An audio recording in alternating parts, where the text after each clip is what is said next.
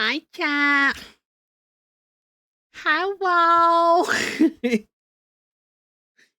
Hello, chat. Look. Finch. Finch. Wow, I'm really sideways. Hang on. Hang on. Why so sideways? Why so sideways? Yeah, we're looking at the Shark Tank, chat. We're looking at the Shark Tank. There was like a really nice space right in front, so I was like, "Oh yeah, let's sit with the sharks." Ah, Oh Ember! hi. I guess it's that time of the month again. Much love. Ember, thank you so much for the resubby. First of all, second of all, I keep meaning to DM you, and I keep forgetting. For your Doodlebug reward, do you still run the same look on Ember? Oh, he's moving. The big guy moved. Do you still run the same look? Like, am I working off the same references before, or have you mixed things up a bit while I've been absent? Feel free to DM me and let me know if you got like different references or anything. Also, Lilac as well. I see Lilac there as well. Lilac also, in reference to your Doodlebug reward, can you also DM me your references? Because we talk too much in my Discord, and I know you shared them in the main server. I've lost them. I can't find them. So can you DM me your reference too, please? Pretty please. Pretty please. How we doing? Happy Sunday, everybody. Happy Sunday. How the hell are we? How the hell are we? Are we doing good? You're on a walk? Oh my god, we're going walkies? I hope it's a nice walkies. Is the weather nice? Is the weather nice? I hope the weather's nice. Why am I so sideways? I recalibrated my camera. What is this? What is this? Can I? What is? Oh no! What? Wait. Hang on. Hang on. Wait. What if I? Hang on. If I intentionally look sideways and then recalibrate.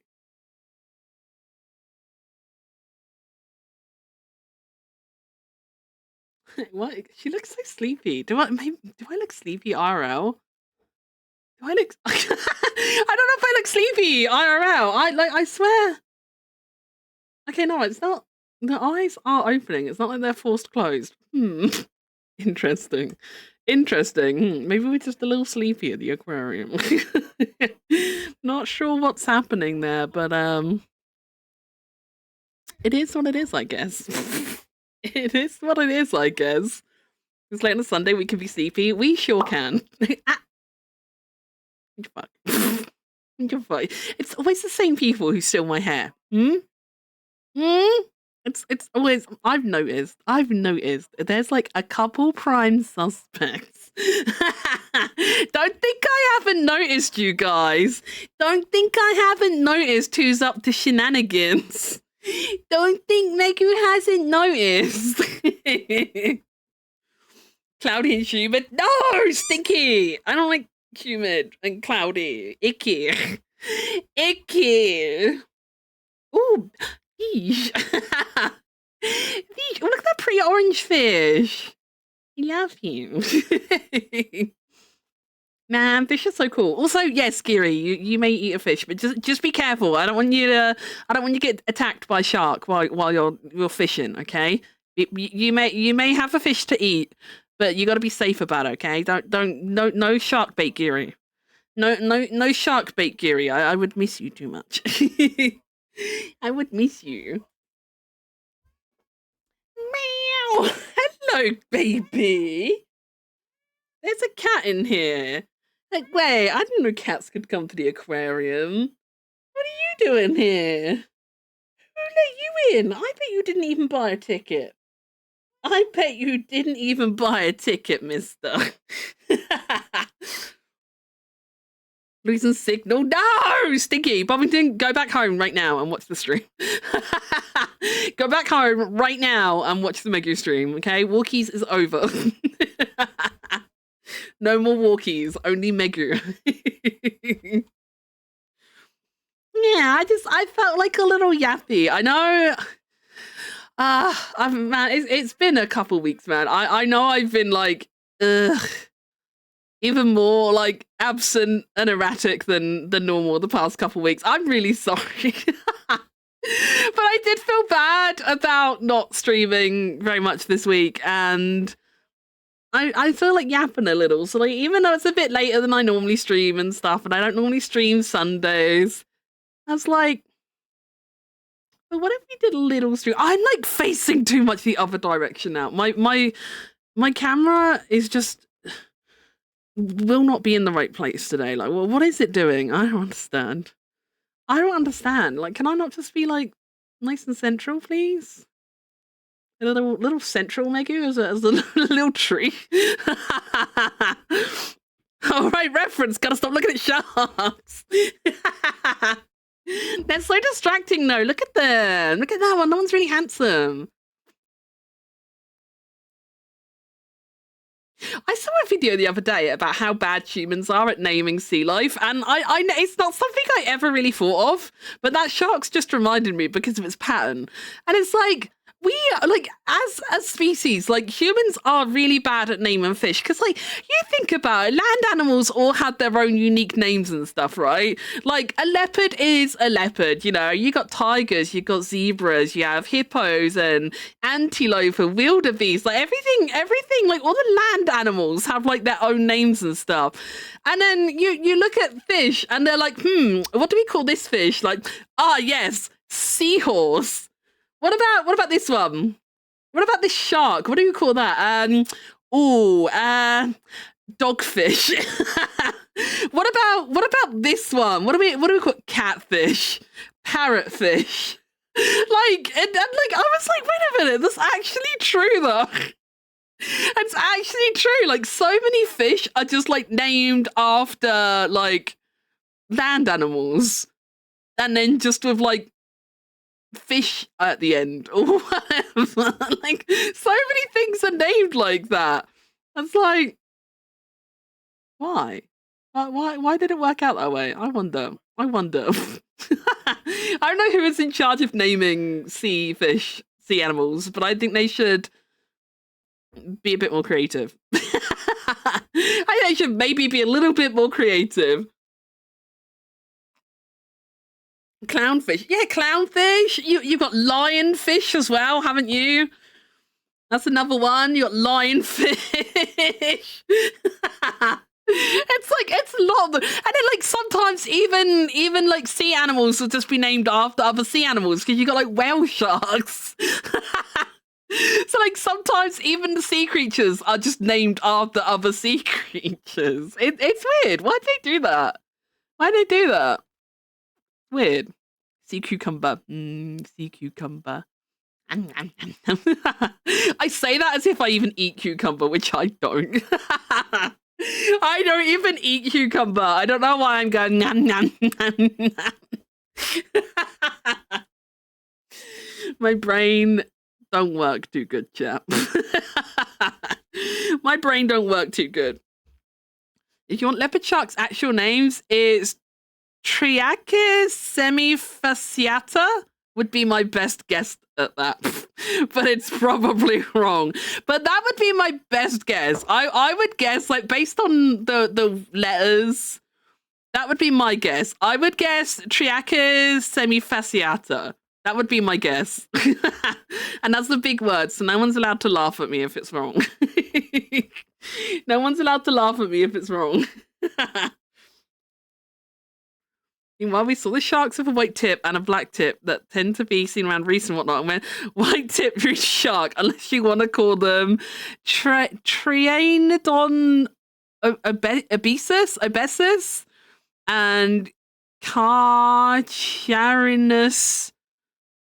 Okay, maybe the animal names aren't so bad. Maybe the animal names aren't so bad.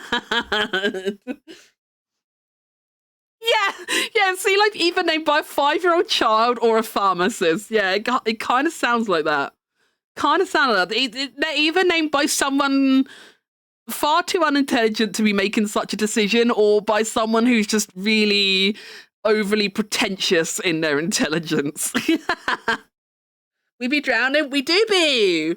We do be. I welded metal plates to your shoes and threw you in the ocean. And now you're on the seafloor with me. Now you're on the seafloor with me. We can have a little swim with the fishies.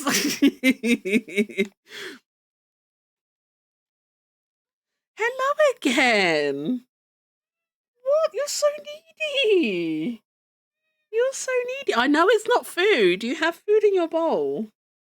Yeah, you have food in your bowl, so I know you ain't hungry. You're not hungry. He hasn't been around all day. All day he hasn't been around. I start streaming and he's like, meow, meow, meow, meow. It's like pawing at my leg. I'm with the fishies, 1930s gangster mob boss, make you when.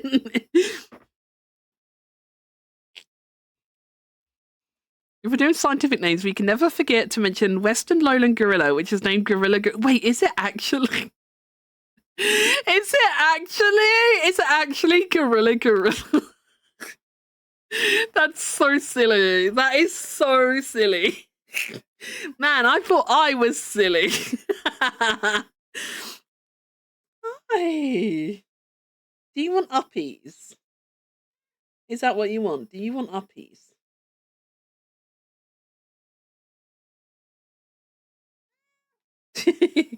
You hear him, chat. Hang on. What? What's the matter? What do you want?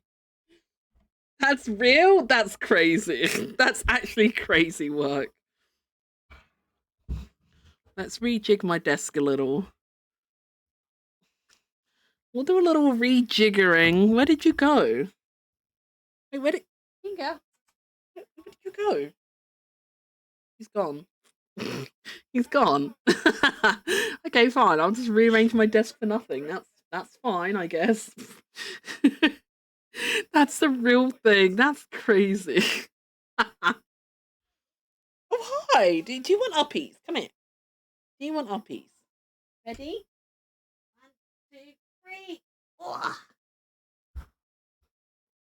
There we go. There we go. Is this what you wanted? Is this what you wanted? I've already brushed you today too, so I'll be nice. I'll leave you alone. I'll be nice. I'll leave you alone. I won't brush you this time. No, Gingo, you keep putting the mouse over the YouTube video. Now people know we're not really in the aquarium. Bad kitty. Bad kitty. You're ruining the immersion, Ginga. You can't do that. You can't do that. Everyone knows VTuber hate it when their immersion is ruined.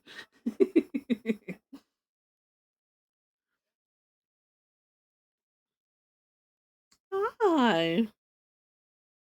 Oh, yeah, I hope everyone's been well. As I said, I'm kind of sorry.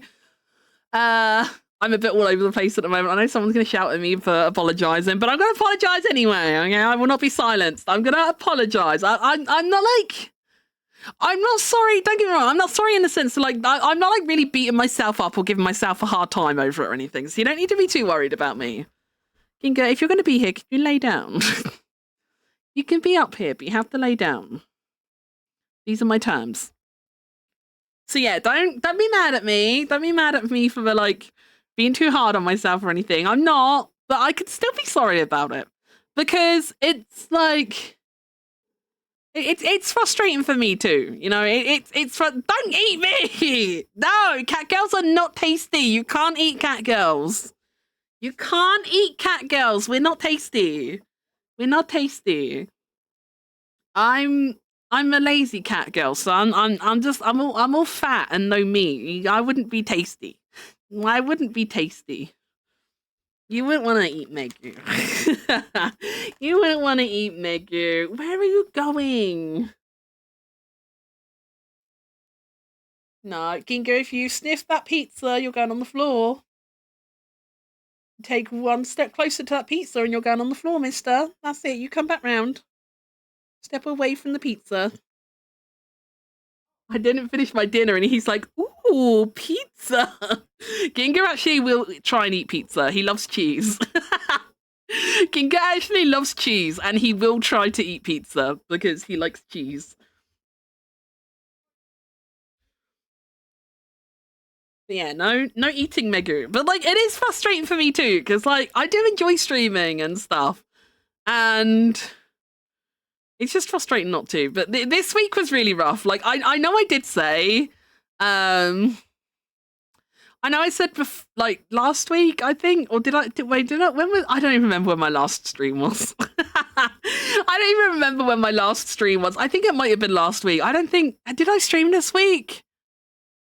I don't think I did. Did I? I don't remember. Not that it really matters. But whenever the last stream was, anyway, like I did say that, like, you know, oh, I'll try stream more next week, and then I was like, oh wait, actually, maybe not. I've had a lot of appointments this like next week.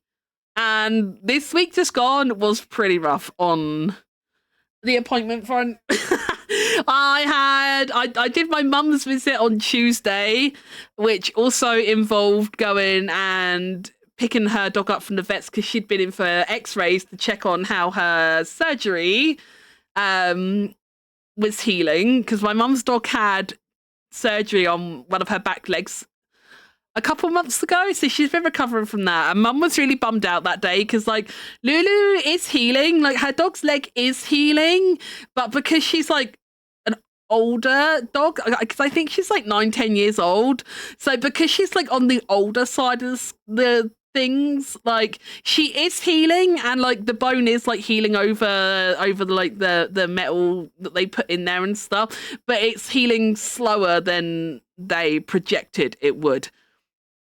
So mum was a bit bummed out by that. Like, Lulu isn't on crate rest anymore, but she's still under strict instructions, you know, not to go for lots of walks, not to like throw balls for her and stuff like that. She's not like restricted to being in the crate anymore, which is good, but she's still not really allowed to like jump up on like the chairs and, you know, be encouraged to like run around and play and stuff like that. So mum was understandably a bit bummed out about that. I think she was hoping for, like, you know, 2 thumbs up, all clear, like everything's fine, off you go, discharged, and that wasn't the answer. So I think mum was a bit bummed out by that, which is understandable, to be fair.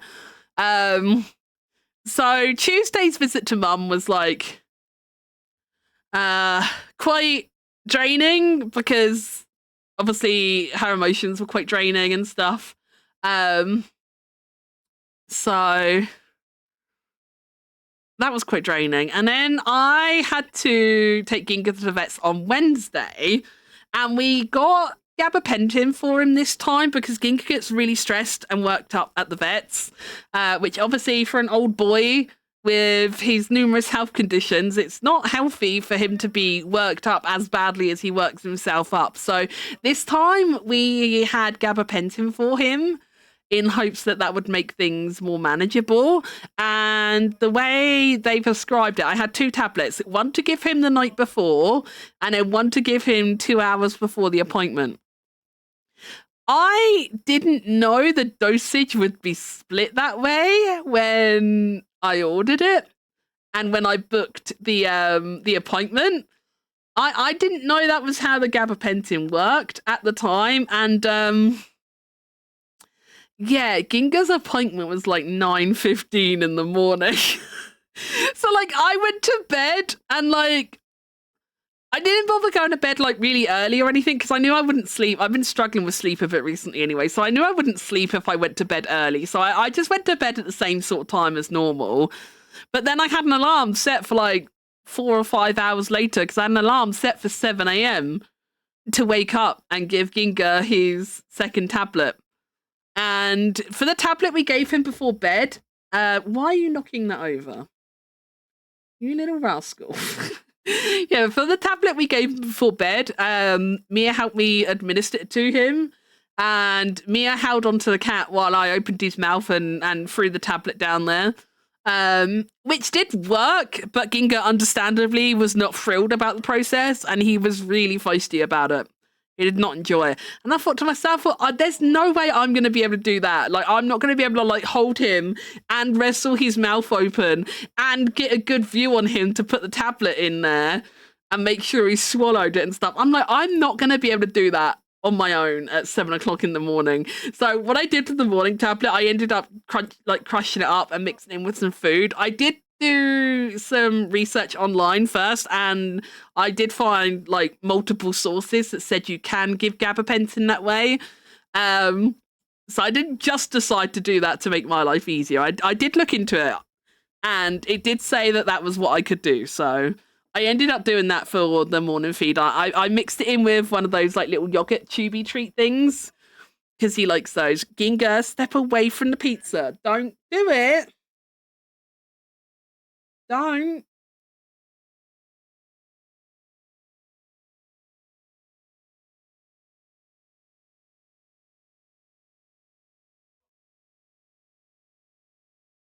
He keeps going over there. He keeps going over to have a little sniff and then he comes back. Why can't you just lay down? Just be a good boy and lay down. But yeah, so we ended up getting the gabapentin in. He was still a bit feisty. He still meowed a bit. And oh, pardon me, sorry. I don't know if you heard that burp. That like creeped out. I didn't realize I was about to burp. I'm really sorry if you heard that. But yeah, he still meowed a bit and stuff and kicked up a little fuss, but like he wasn't as bad as before. So I think it did help. I think it did help. And I think they only charged us something like £15. I think it was £15 for the gabapentin. So we'll probably do that again in future for his blood tests, like for you know, £15 once every few months. Like that's not too bad financially. So we'll probably do that again for him because it did work pretty well. And when he had his blood test this time, they normally take him out back to do it and then bring him back to you in the waiting room. We don't see them do the blood test, but they didn't say he was like naughty or anything this time. They didn't say there was any problems. He didn't like jump away from the needle and bruise himself like he did last time. So I think it did work well. I've been on gabapentin. I found out when I was looking into it, like apparently it is also used as a seizure medication, like in people and stuff, and it can also be used for in animals as well. But like it is primarily a seizure medication, but they prescribe it as well for like the like kind of minor sedative effects as well. I did find that out when I was like looking into how to give it to him. I did find that out, which is quite funny. But yeah, he was all right on that, bless him. But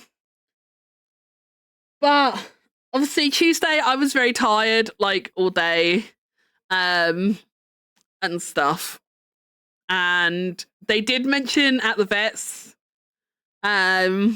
they did their normal, like they gave him a little like once over in the room and stuff. They checked his temperature and his teeth and stuff, and they gave his body a poke and stuff. And the vet did the usual. They were like, "Are you aware that this cat has a mass?" And I'm like, "Yes." And it's like, it's really awkward because it's like it's not like I'm in denial of like what's going on with his liver or anything. Obviously, I'm aware of what's happening and stuff. It's never completely off my mind, but like I try not to think about it too much, you know. I try not to think about it too much. So like every time we go to the vets and they bring it up, and I have to talk about it, it's just like, ugh. It's just kind of awkward because it's like they grab me. It's like you know when like sometimes you get like I don't know like a soup or a smoothie or something, and like a lot of the stuff like settles on the bottom of the cup like a sediment, right? Like I feel like that's what happens with my emotions when it comes to Ginga. You know, like all the icky stuff with his health, like. Eventually it like falls to the bottom of the cup and it's like I'm still aware it's there and I still think about it sometimes, but like it's not too present sort of thing, you know? And then every time I go to the vets and they're like, do you know this cat has this? And I'm like, yeah. And then we talk about it. And then it feels like they just like stir up my emotional soup, you know? Like they stir up the emotional soup and all the emotions that just settled on the bottom, they get all shaken up and brought back to the surface again. So my mood was pretty shit on Tuesday, even though Ginga himself was very well behaved and stuff. Like, that kind of really upset me on Tuesday. I'm kind of still trying not to think too much about it, but like, I can't help but worry about it because like the vet did say, like, when she was talking about it, like, you know when you do that thing and you like hold your hands up to like illustrate how big something is, you know, like when men are like, oh, I caught a fish and it was this big, and they hold their feet like their hands like 7 feet apart, sort of thing. Do you know what I mean? I don't know if I'm explaining it well, but you know when you use your hand to illustrate size, you know, well, she did that sort of thing, and she was like, it feels like it's probably around about that big, like this big, and she like held her hands up in like a position that illustrated that shape and size, and like it did feel like a bit of a gut punch because like it's like I look at Ginga and I looked at like the shape she did with her hands and stuff, and I'm just like, how does that even fit in you, man? You know, it's kind of like if you know where a cat's liver is, it's like fairly central in their body. It's like quite, it's like just slightly forward of their, like the middle of them. It's like not far behind their front legs. It's kind of like middle-ish like that. And it sits like closer to the back than it does their tummy. And she held up her hands to like show how big it feels like it is. And I'm just like, yep. Just like trying to like swallow back down the emotions because like, I don't want to have a fucking meltdown in the vets or anything, you know? And like I've still got to drive us home and stuff. So like, I can't afford to have a mental breakdown before we get home, you know? So I'm just like, yep. Yeah, I know. Just kind of like choking the feelings back down. So yeah, Wednesday afternoon was quite emotional and tiring as well because of that. And then Thursday was a write-off right from the start, which I knew it would be, because Thursday I had the phone call that I was going to have from the doctors regarding my ADHD referral. And oh my god, like, like I didn't know what to expect from it anywhere. Like I didn't know what to expect from that phone call, but like in the end it was kind of better and worse than I thought it would be in like kind of equal measure sort of thing, you know. In the end, what they did with me, so the doctors did is there a way to have a note on his file? Like it is on his file, but like I don't think they like I'm assuming they don't look through his medical history like prior to the appointment or something, because they always ask about it. And like not the last appointment we were at, but the one before, where we took him in for his prescription check. On that appointment, like after I did say, you know, yeah, we are aware of it, you know, he's had scans before and stuff. And then she did have a little like tippy tappy on her computer. And then she was like, oh yeah, I can see that here. So it's recorded on him, but like, I don't think they necessarily look. And like, we don't see the same vet every time we take him. So the last 2 times I've taken him to the vets, he's actually been to people that haven't seen him before. So, yeah, I think they just don't look at his history beforehand. And then they question me about it because they're like, do you know there's something wrong with this cat? And I'm just like, yeah, I know. I know. I am painfully aware. But it's like, it's awkward as well because there's like nothing we can do about it, you know? Like, it can't be operated on. They can't medicate it or anything. Like, there's nothing we can do. Like literally the only thing we could do, technically he could go in for another scan to see how much bigger it is compared to the last time we scanned him. But even then, that's just purely information. It doesn't change anything. It doesn't change his prognosis. It doesn't change his quality of life or anything. Like, and for how stressed and everything he gets with the vets and stuff, and he struggles already, like, quite bad. Like, the last couple times he's had the scans, bless him, he really struggles coming around from the anesthetic and stuff. And it's just like, I don't want to put him through shit unnecessarily, you know? I don't want to keep putting him through stuff that's like really stressful and taxing on him. Like, if it was a case of, you know, if we do this thing, we can maybe do something about it, I'd go for it. But like the fact that, like, I know they can't do anything for it, you know, there's no surgical options, there's no treatment, medication or anything like that. There's nothing they can do for it. It is just a case of it will keep growing, probably. They will. We know from the scans he's had previously, we know that he has progressively got more cysts and swelling on his liver. And that seems to have continued to happen based on the description she gave us on Wednesday. You know, I've been told the signs to look out for, you know, like if it gets too big, it's like putting too much pressure on his tummy.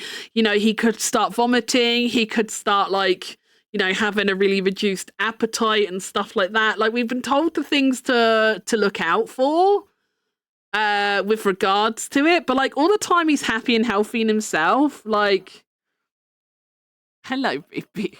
Do you know I'm talking about you? He's got up and he's nuzzling my head, bless him. I think he knows. Can you tell Mummy's talking about you? I'm getting all emotional. Can you tell? You're such a good boy. He's such a good boy.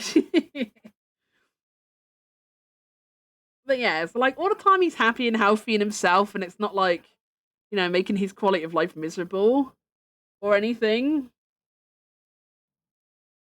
We'll, you know, we'll keep doing what we can for him, but we're aware of what, you know, can go wrong, and obviously if we get to that bridge, you know, if that's what it comes down to, he starts having those bad symptoms and stuff, you know, then me and Mia are going to have to make a really sad decision. But, you know, we'll cross that bridge when we come to it. We cross that bridge when we come to it, I guess. I try not to think about it too much because obviously it is really upsetting. And like, also, like, I always like worry that I'm like tempting fate or whatever, you know, like I don't want to tempt fate or anything. I know that's like probably like superstitious and stupid to look at it that way, but like that's kind of how my brain feels about it, you know. It's like I try not to think about it too much, not because I'm in denial or delusion or anything like that, but like at the end of the day, it doesn't do either of us any favors if I'm constantly worrying about it, you know.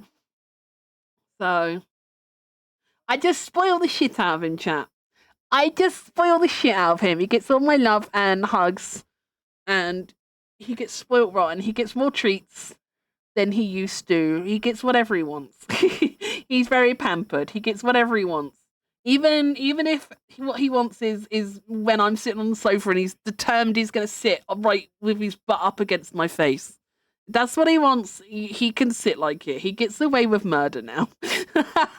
He always kind of got away with murder anyway, but like he extra gets away with anything now. He is the most babied old man. He is the most babied old man, bless him. But yeah, he's doing what we can for him while we can do anything, you know. His blood test came back good for his thyroid and his kidneys again. So they said we can retest him again in 3 to 6 months' time. So I'm thinking we have been doing 3 months, like for the past 3 blood tests, we've done 3 monthly, but his thyroid levels have been really consistent, like every single blood test. We haven't had to like mess around with his thyroid medication dosage or anything. He's like settled on his thyroid medicine. And his kidney levels are settled out nicely as well. So he's doing well on the medication front for what we can medicate him for. That's going well, which is nice. So yeah, we'll just take him back again in 3 to 6 months' time for his blood test. Like again, I know what to look forward to.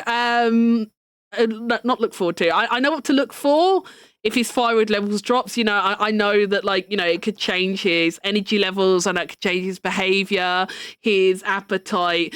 Obviously, if he starts losing weight and stuff like that, again, I know the symptoms to what to look out for. So, like, if he starts showing signs of it not being adequate before 6 months, obviously I'll book him in sooner. But yeah, we're just kind of gonna see how he goes, basically. Just gonna see how he goes. He's slumped over my arm now. He's very hot. You're like hugging a hot water ball, honey. It's too warm to hug a hot water ball. It's like 23 in here. Cat crime extraordinaire. Yeah, he literally gets away with murder now. Mad of a rap sheet like Kinga. Maybe it's me, but I feel if a new vet seeing an animal, they should look at the medical history or a brief skim before doing a checkup. Yeah, you would think so. That would maybe be my logic too, but in my experience, that doesn't seem to be how it's worked out, unfortunately. But it is what it is. I had Mia with me at least, so I wasn't all on my own, which was nice. Obviously, I still had to stifle my my feelings. I still had to stifle my feelings a lot until I got home. But like, I felt a bit stronger just for Mia being there, sort of thing, you know. So it was nice that I wasn't at the appointment all on my own as well. We're gonna lay down again, are we? POV, you see an adorable pink cat girl? Yeah. Pink cats at the aquarium. Yippee! But yeah, so that's kind of how Tuesday went. Not Tuesday, Wednesday. I keep losing track of the days because I normally do Mum's Monday, but Mum was Tuesday, and then Ginga was Wednesday, and then I was Thursday. But yeah, so the thing that happened on Thursday with the call about the ADHD, sorry, I'm rubbing my eye, it's like really itchy all of a sudden.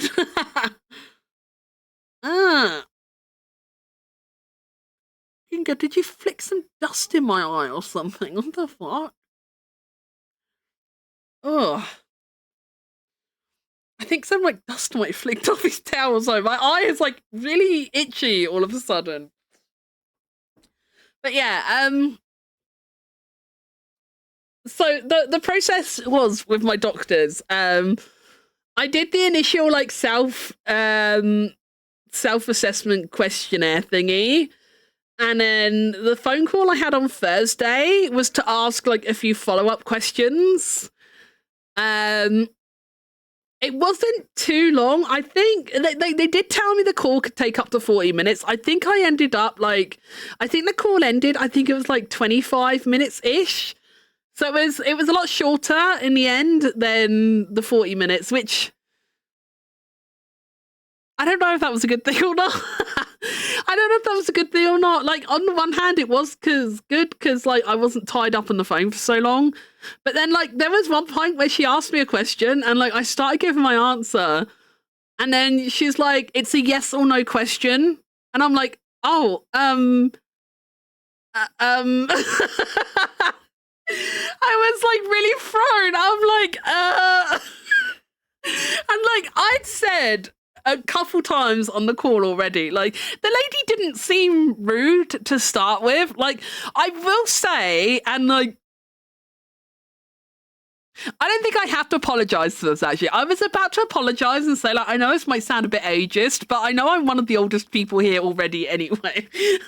I know most of you are younger than me, so you're probably not going to care about me calling someone else old.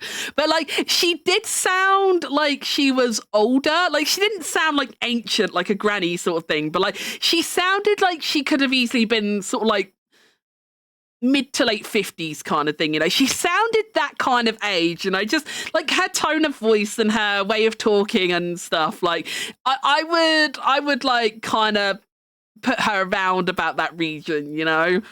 She wasn't rude. She was like professional, nice to begin with, sort of thing. But she like started off the call and she like it was really awkward because like she introduced herself and stuff, confirmed my details for security, and then she was like, "So can you tell me, Megu, why did you do the ADHD referral?" And I'm like, well, I didn't. And then I'm like, wait, no, I can't. Like, I can't say I didn't do it. And so, like, then I have to, like, explain myself. I was like, this is a situation. Like, I went to the doctors for something unrelated, but then we got talking about a whole bunch of different issues I have while I was there. And I did bring up that I think I'm autistic, but I didn't mention ADHD. But, like, I know there are a lot of, like, overlapping qualities and stuff, and I do kind of suspect both. But I didn't bring up ADHD at that appointment. I only specifically mentioned autism. So I was really surprised when after the appointment, I got texted a form from my GP, like, oh, fill out this ADHD self-assessment. So I was like, I kind of didn't request it, but like, because you sent it to me and there was that suspicion anyway, I was like, well, I might as well fill it in. So like, I feel like... it started off on a real note because, like, right from the very first question, I felt like I couldn't give her a straight answer because, like, I feel like it wasn't a super straightforward situation, So, like, right from the get-go, like, I felt like I couldn't give her a straight answer. And, like, when I started talking about things, when I started talking about things, like, it did, like, I could tell my voice was, like, shaking a bit and stuff, and like my brain did start to like scramble, and like one of the first questions she asked me, I can't remember what it was now, but like she asked me a question and like I literally had to ask her like, in what way, like in what sense, like can you explain what you mean, because like I literally just like did not answer understand the question. Like I couldn't answer it. I genuinely didn't know what she was asking of me. Like the second question, the very first question was for why have you referred yourself, and I gave my really weird answer about how I didn't actually refer myself, but I went along with it anyway. And then the next question, it's been too many days since it happened, and I didn't end up noting anything down.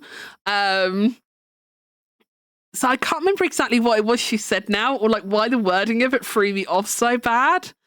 But I think she like basically asked me to like, elaborate on why you've got suspicions of ADHD then, sort of thing. I think it was something along that line, but like she I don't know, she just worded it in a way. I remember she said a really specific word, but like I didn't understand what that word meant in the context of the sentence, and it just like threw me, and like I was like silent for a few seconds, and then I literally went and then I was like, sorry, what does that mean? I don't understand. She probably thought I was like fucking dense or something. I don't know. But then she asked like a couple more questions, and it was all basically stuff, like it was your fairly typical questions, like, what sort of things, what kind of, things roughly has made you suspect this. So like I answered, and then she asked me some like targeted questions. So like she asked me, do you ever suffer with X circumstance kind of thing? And so like I would like give my answer to that, and they were mostly like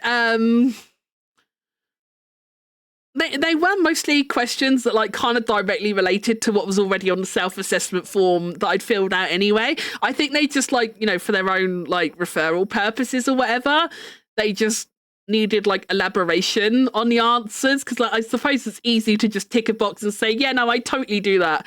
But then if they ask you, like, okay, so what behaviors do you exhibit? And then you're just like, oh, I don't know, I'm just so quirky. Then they'll probably just be like, no, fuck off, sort of thing. So I guess it was just to like get more detail on it and just be like extra sure about it before like completing a referral or whatever.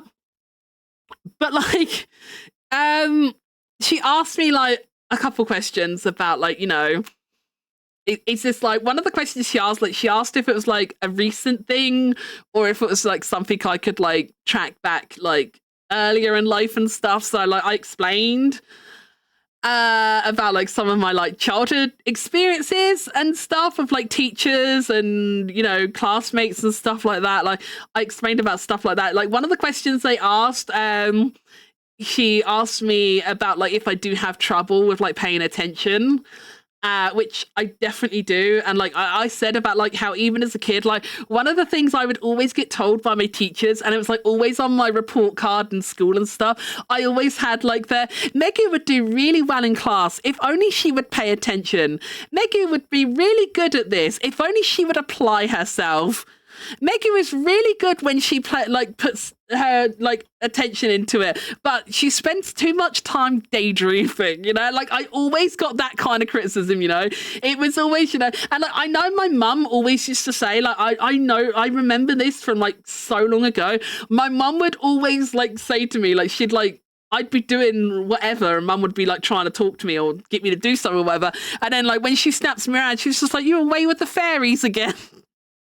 And I distinctly remember that's what my mum would always say. My mum would always say, "Oh, she's away with the fairies." That's what my mum always said when I was younger. She would always say that I was away with the fairies. That's what she would say when I was like daydreaming or not paying attention or whatever. No, Ginga, honey, you can't sit there. Come here. Ugh. So yeah, that was definitely one of the questions.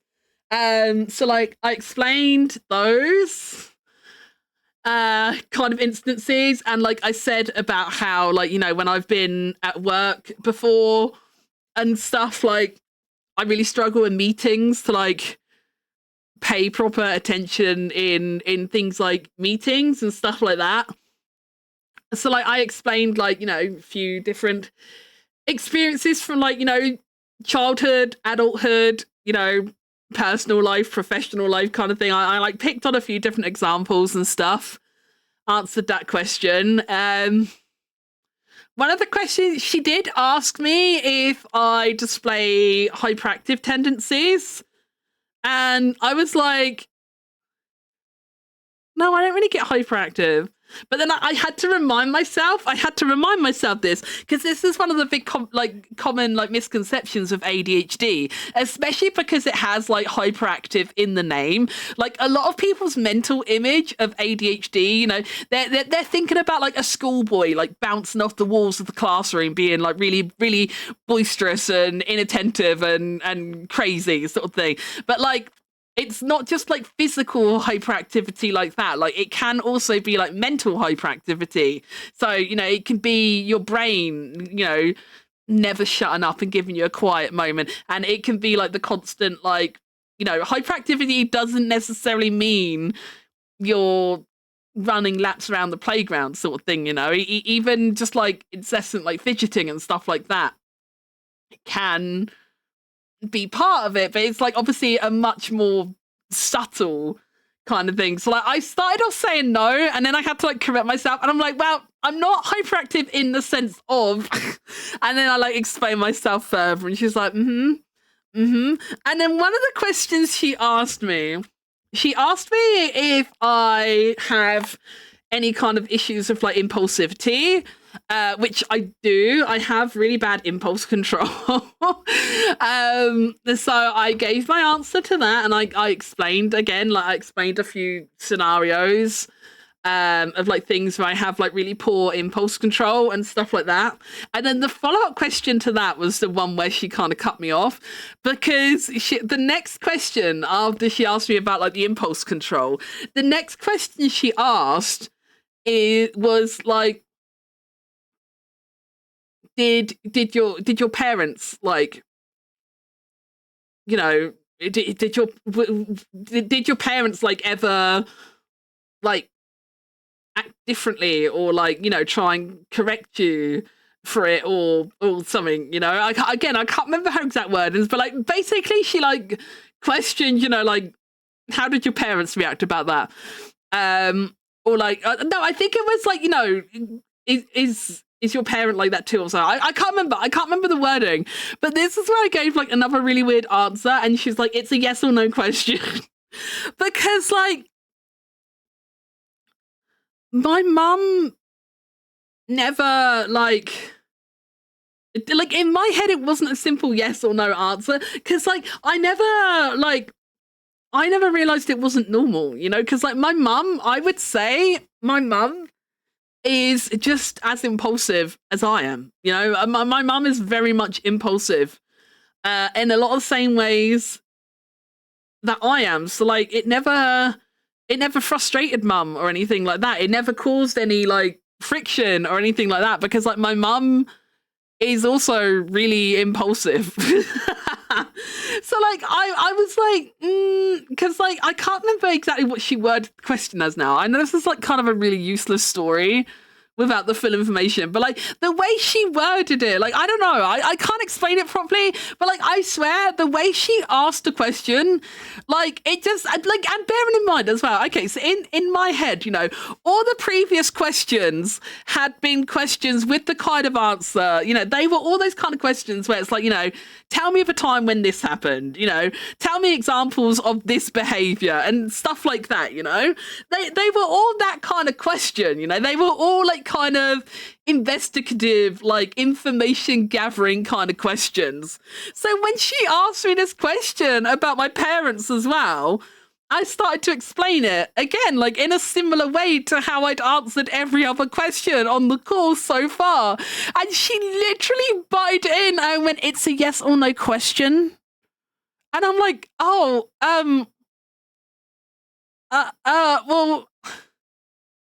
I'd say no, but this is the reason why it's not." Because it's like, it wasn't just like, I don't know, in my head, it wasn't just like a crystal clear yes or no thing, you know? Like, I don't know.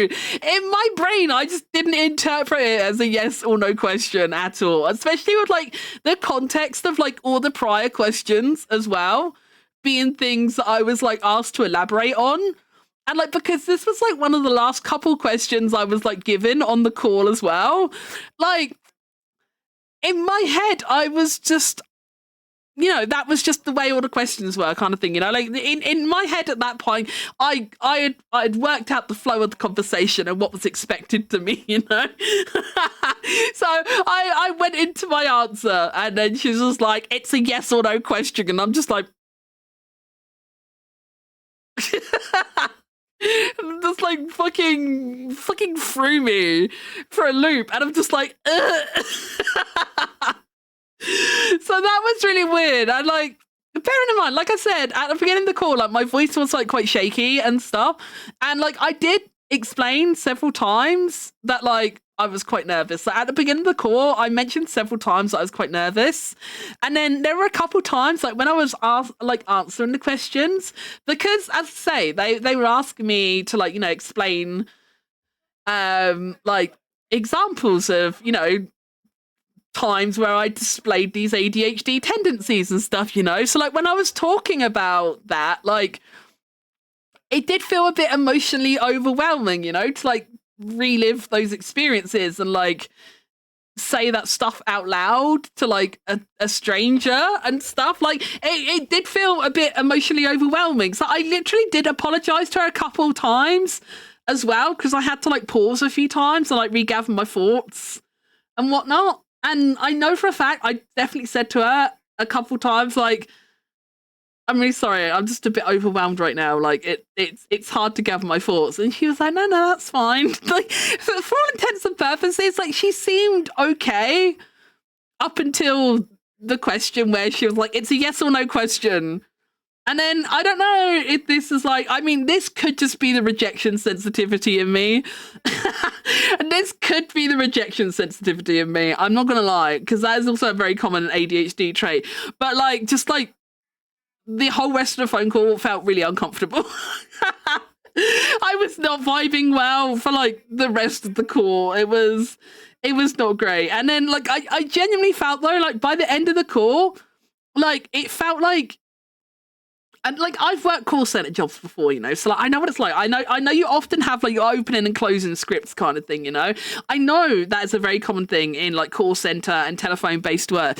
And like I felt like by the end of it, like it felt like she was like just reading through the like closing script kind of thing, and then she was about to like say bye, and I had to like butt in and ask a question, because one thing she didn't cover, like at the end of the call, like basically she did elaborate, you know, okay, well, I'm gonna take the information you've given me off today. We're gonna send it through to our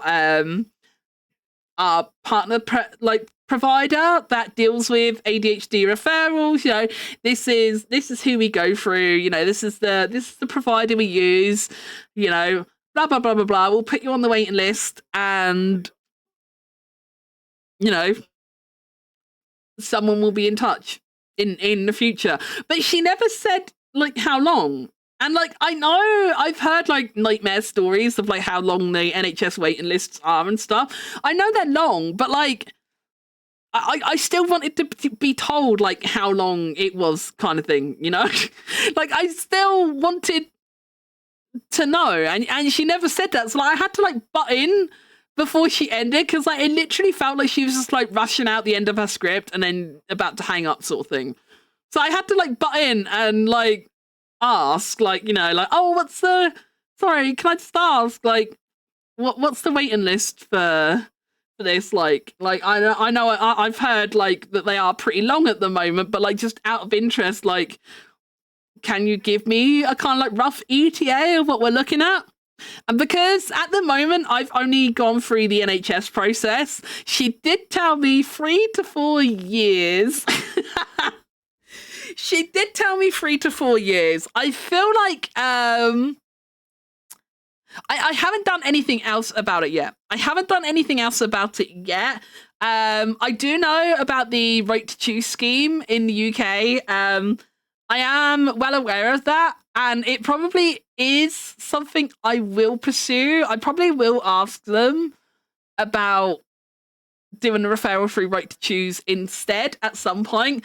But I just like, after everything else I'd already been through this week as well, and like the fact that like I'm still like 2 weeks into my antidepressants, and I have to go for a checkup after 3 weeks. But apparently, like most places say, like they don't start actually helping until the kind of like 1 month mark, sort of thing. In the first few weeks, you're very much in the kind of recommended territory of, you'll probably feel, worse or as bad before you start feeling better, sort of thing. So I'm still kind of in that territory with my antidepressants at the moment as well. So I just, it wasn't a battle. I didn't have the mental energy. Like I used all my spoons this week.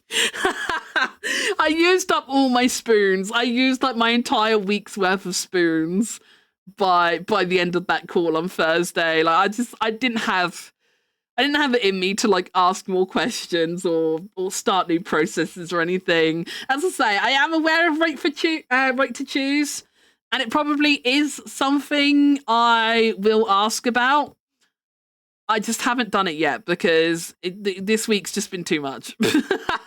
This week has just been too much already, like I just didn't have it in me this week. I might, honestly, I know this is a little bit lazy, but like I know I do have to go for that appointment after 3 weeks for the antidepressants anyway. So honestly, I might just wait on it until then and then bring it up to the doctors while I'm there anyway, sort of thing. I might just be like, by the way, while I'm here, I might just like save it for that, see if I can like kill 2 birds with 1 stone rather than have multiple appointments, kind of thing, to stress about.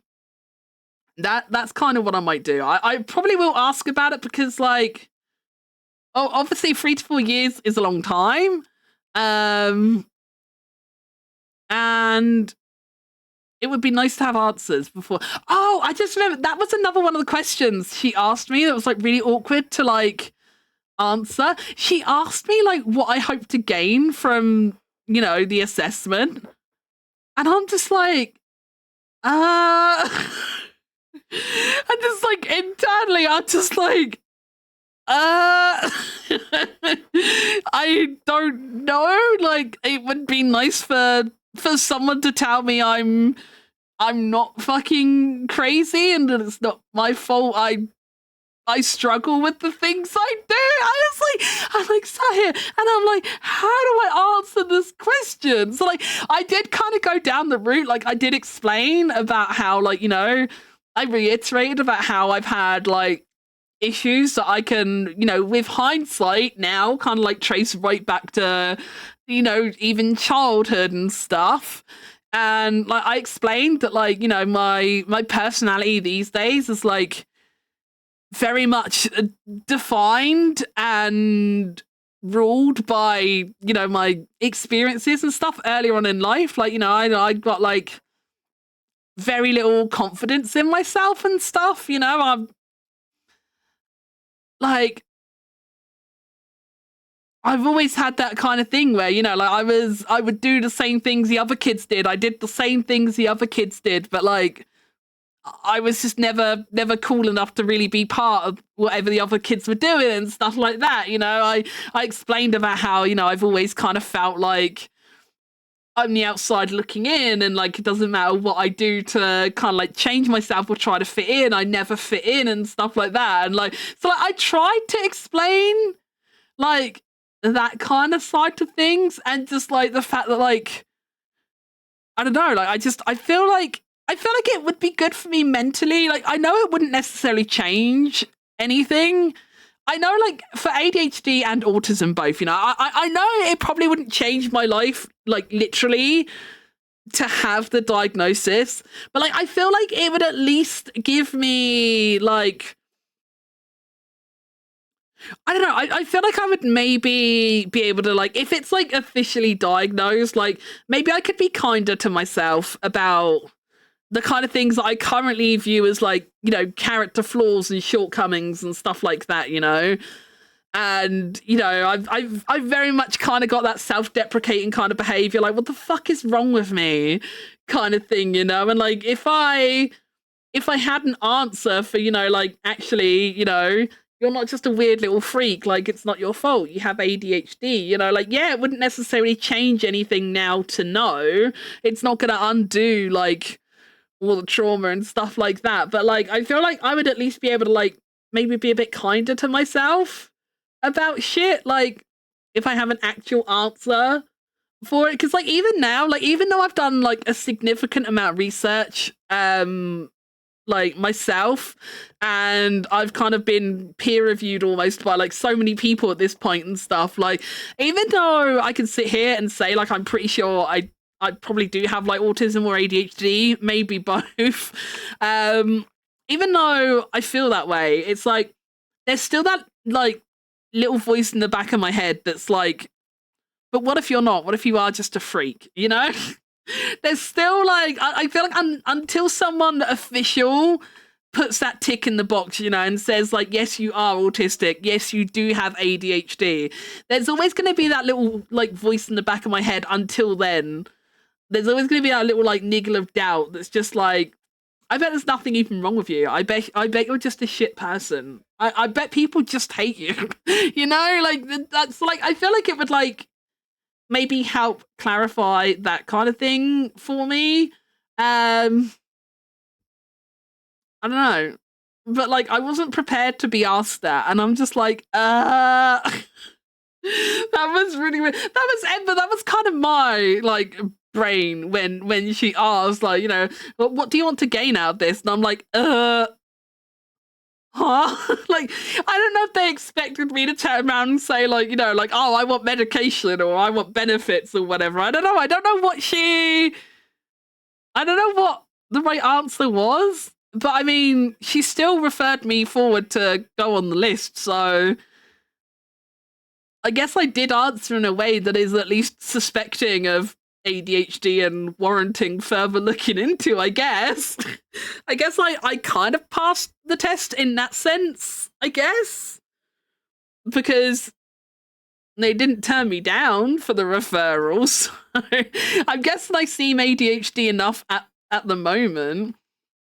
But yeah, it was just really weird to be asked it. And like, I genuinely, like, I haven't thought that far ahead. Like, I genuinely don't know how I feel about medication for ADHD. I don't know how I feel bad. Like, I'm not against it, but like, I don't know. I don't know. I don't know if it is something I would want to pursue or not. I really don't know. I feel like that's something I'll have to like consider and like cross that bridge if I come to it, sort of thing, you know? Like at this state in time, like I really don't know if I would want to, you know? And like I know I've seen stories online, you know, like I know a lot of people choose to never try medication. I know there are people that have tried medication and they didn't like it, so they ended up coming off medication and stuff. I know there's people who are medicated and they swear by it. You know, it's one of those things that seems to be like very much like down to the individual sort of thing. But like I really don't know where I stand at the moment on ADHD medication. I don't know. So like I didn't give that as one of my answers because like I don't know if I even want medication for it or anything, you know? Like I don't know. Maybe just knowing will be enough sort of thing. I don't know. I don't know. It's really tricky. I want to bed. Good night, sweeties. Good night, Nyessa. I hope you have good sleepies. In terms of medication, the main thing to think is if I do have ADHD, do I think it's impacting my life? If no, then just knowing is enough. You don't need meds. Yeah, that's kind of where I'm stuck on it because like at the same time, like I feel like I've been this way for so long. You know, it's like I don't know. Like I kind of can't imagine life not feeling this way, sort of thing. You know, like it's kind of like I don't know if I would feel better for being medicated or not because like I genuinely can't remember a time where I felt normal, sort of thing. You know, like it's really hard to kind of quantify. It's really hard to quantify, and I really don't know where I stand on the matter yet. As I say, for me, that's probably a cross that bridge when it comes to it kind of thing. I did find out, I found this out actually because of Nyessa the other day, which I didn't know. But I could potentially, like, if I do get a diagnosis, and I didn't know this. I'm going to preface this by saying I was already in the process before I found this out, okay? So this isn't my reason for applying. I found this out after the effect, okay?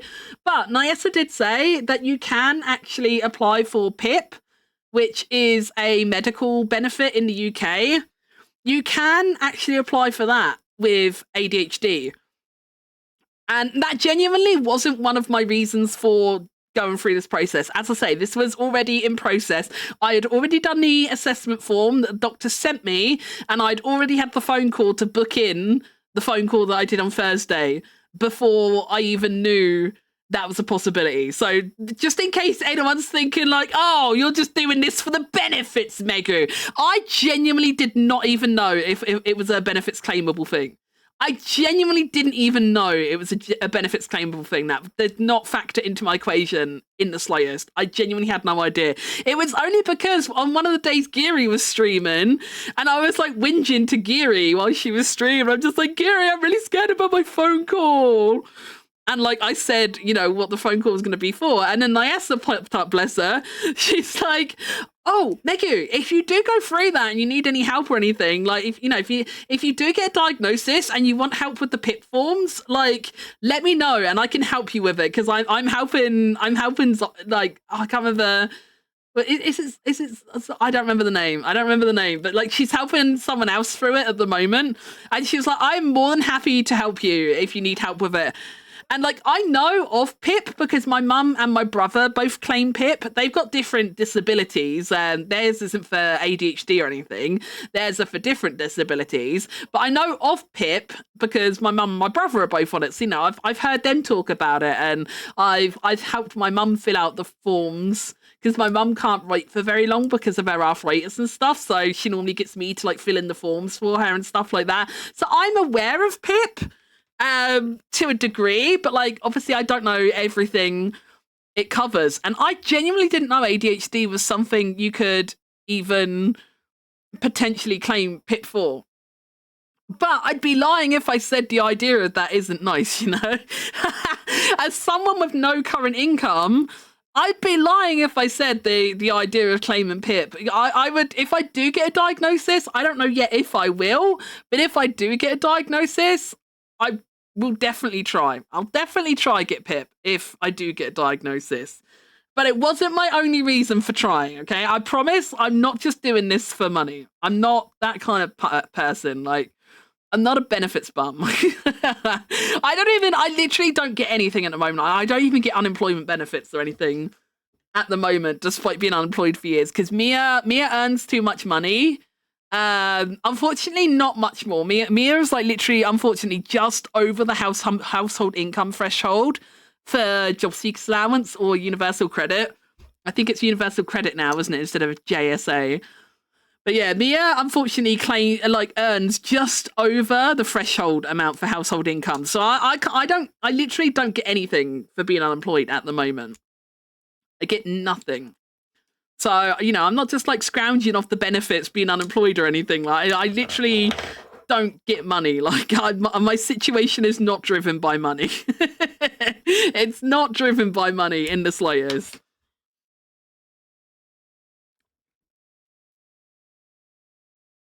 I would reply ASAP before they try and change it. Thanks, Sleeper. Yeah.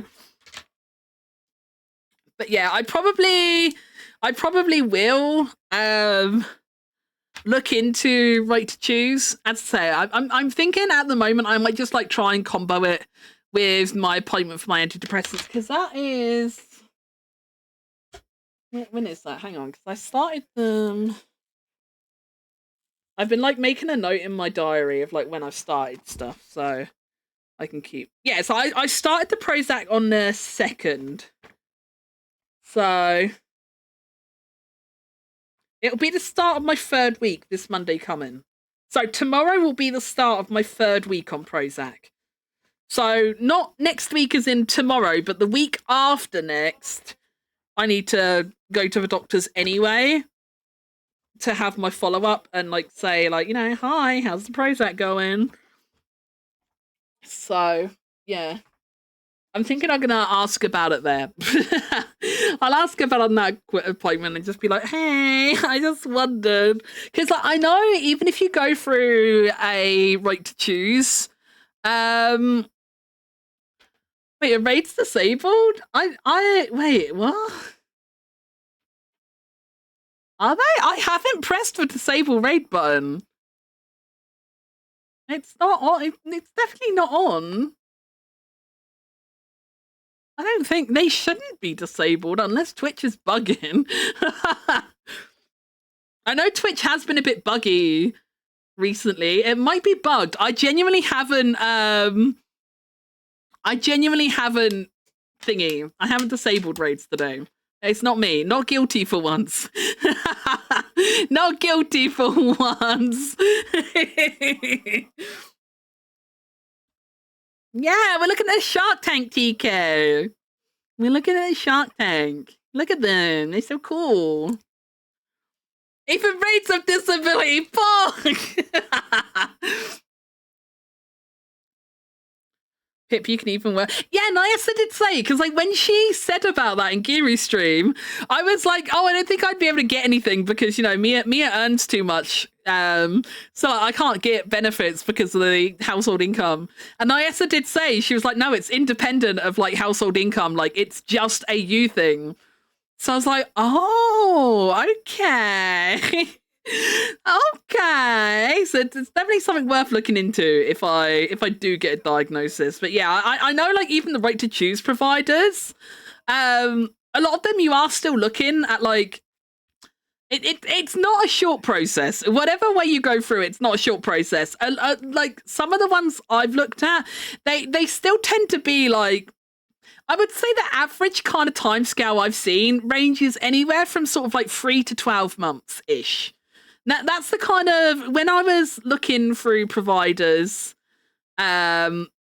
before, that kind of tends to be like, at least in my limited research so far, it seems to be kind of like anywhere from between sort of like 3 to 12 months, depending on like obviously provider and their waiting lists and stuff. I know the provider that the NHS are going through, I did look up their website, and they do specify on their website that they're not participating in the right to choose scheme at the moment. So I know the provider I'm currently on. I'm not gonna say names or anything, because it is one that's like county specific. And I dox myself enough over here. I'm not gonna do it deliberately. So I'm not gonna name any names. But yeah, I know the provider they've put me through at the moment doesn't do any kind of right to choose stuff. So there's no way to kind of escalate it through the current provider. There's no way to escalate it through the current provider. Oh, that was another question she asked me that was like really awkward to like answer. Like, she did ask me about like my ability to like, oh, again, I can't remember how she worded and stuff. Like, wait, was this might have been the one she worded weirdly, and I wasn't sure. I know Megan's exact coordinates for artillery purposes specifically. Okay, that's good to know. That's good to know. But yeah, one of the questions she asked me like if I had issues. Like, I don't know how to word it. I don't remember how she worded it, and I don't know how to word it. But like, if I had issues with just like maintaining like everyday tasks and stuff like that, I think this was the one I had to ask for like clarification on, because whatever way she worded it, it didn't make sense to me at first. And then I had to ask her, like, I'm really sorry, like in what context? Like, I don't understand the question. So then she elaborated, do you have difficulty doing things like, do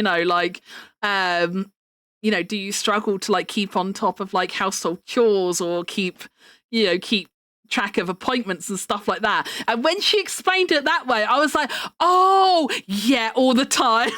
That was the question. It's come back to me now. I'm saying now, I can't remember how she worded it in the first place, but she worded it really weirdly. And like, I remember she definitely said like a specific word that like I just didn't understand in the context of the question. So I had to ask like what she meant. But then like when she said like, this kind of stuff, I was like, oh yeah, no, all the time. So like, then I explained about how like, I just like, I can't keep on top of like the cleaning or the household chores and stuff. I said about how like Mia, bless him, Mia always has to like open my mail for me and like force me to open my mail, because like he'll be like, Mia always checks the mail, and he'll be like, Maggie, you got a letter here, and I'm like, okay, and it will like put it on the little table near the door where we keep our mail and stuff, and then like he'll collect the mail again like the next time the mail's delivered, and he'll be like, there's another letter for you, Maggie, and I'll be like, okay. And then like a couple days later, more mail will be delivered, and it'll be like, Maggie, you still haven't looked at those letters, and you've got another one. I'm just like, okay. And he's like, Maggie, you need to open your letters. And I'm like, yeah, I will. And he's like, no, you won't. And Mia will like literally like come over to me. He will literally like open the envelope for me and just like bring the letter to my desk and be like, please read your mail. It might be important. Because like, I don't do shit like that, And it's like, I'm really bad at like keeping track of like appointments and stuff like that, like, because I don't have any concept of like time or days or anything really. Like, it's really hard for me to like keep track of shit like that. And like, I always had problems with that, like when I was working and stuff. Like, I would always have like loads of like little latenesses and stuff like that, because like I would just like lose track of like what shift I was supposed to be on that day. Like, there were times at my call center job I worked last, like we had two different shift patterns. So we had one that was like 8 till 5 and then one that was 9 to 6. And like the amount of times I turned up for work at like 8 o'clock and my boss is just like, what are you doing here? And I'm like, what do you mean it's work? And he's like, you're on lates this week. And I'm like, am I? And it wasn't even a complicated rotation or anything. It was literally 1 week you would do 8 to 5, the next week you would do 9 till 6, and then it would just rotate every 2 weeks. It was just 8 to 5, 9 to 6, 8 to 5, 9 to 6, 8 to 5, 9 to 6. Like, it didn't vary. It wasn't a complicated shift pattern to remember. But like, there would be so many times I would just like turn up for the wrong shift because like I just didn't realize where it was, or like I would be like just sat in my car on my lunch break or whatever, and I would go back to lunch like, 5 minutes late, and they'd be like, "Where have you been?" And I'm just like, "I'm really sorry, I lost track of time." And they're like, "What were you doing?" And it's like, literally nothing. And like, it sounds so fucking bogus to like say it out loud. It's just like, I don't know, man. Time just disappeared. I don't know what to say. I don't know what to say, man. So like, I do really struggle to like keep up with shit like that, and like, I'm really bad. I always, I do that thing. Does anyone else do that thing where it's like, I do one of two things. I will either like be prepared too early and then just be like ready for like a really stupidly long amount of time, or I will tell myself like, oh, I can get ready. Like, I only need an hour and a half to get ready. And then it's been an hour already and I'm nowhere near ready. And then I'm fucking panicking because I'm like, I'm not going to be ready in half an hour. Like, all the time. I cannot plan things accordingly. I just can't. I will be way too late or way too early every time. Like, I'm never on time or timely for anything. You cannot rely on me for time-based things. Mood. I genuinely ask jobs for a set schedule because one, it stresses me out. Two, I like to forget if it's something weird. Yeah, like, as I say, like, my shifts weren't even complicated shifts and I would still get that shit wrong.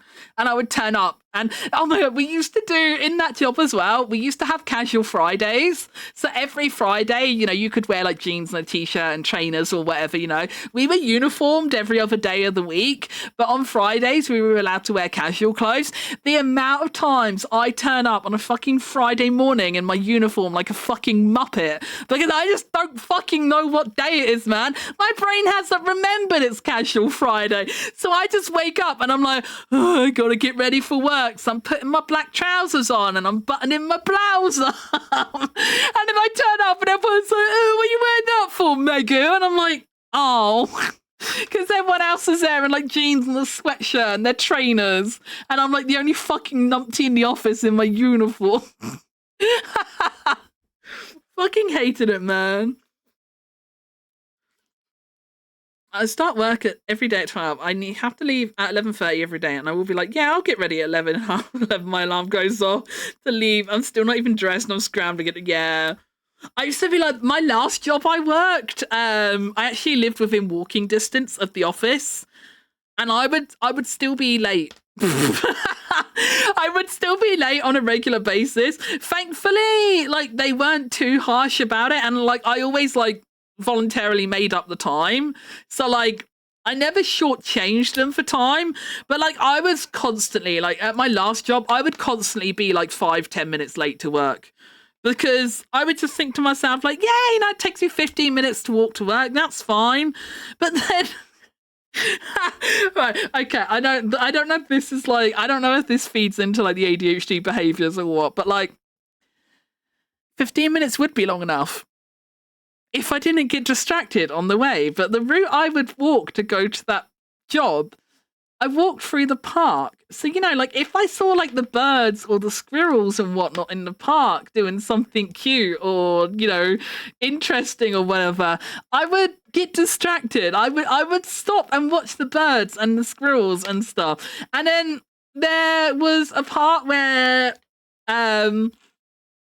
I would walk past, there was an area of water on the route where there is a pair of swans and they would always breed every year. So like, I was late so many times. Like, every year it was baby swan season. I would be late because I would see the swans and I would just be like, oh, and I'd be like standing there on the bridge, taking pictures of them, recording little videos, just looking at them, looking at them bobbing away on the water and just doing their little like beep, beep, beep, beep sounds. And I would just get distracted. I would just get distracted and just stop and look at things and stuff. Or like, if like someone's walking a dog through the park and the dog runs up to me, I will bend down and pet the doggy and say hello, Like, I don't just keep walking.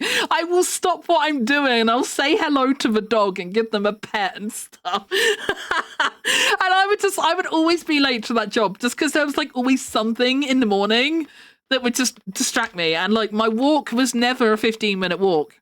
It was always like a 20-25 minute walk with distractions. Hang on, I need to mute a second to blow my nose. I'm really stuffy.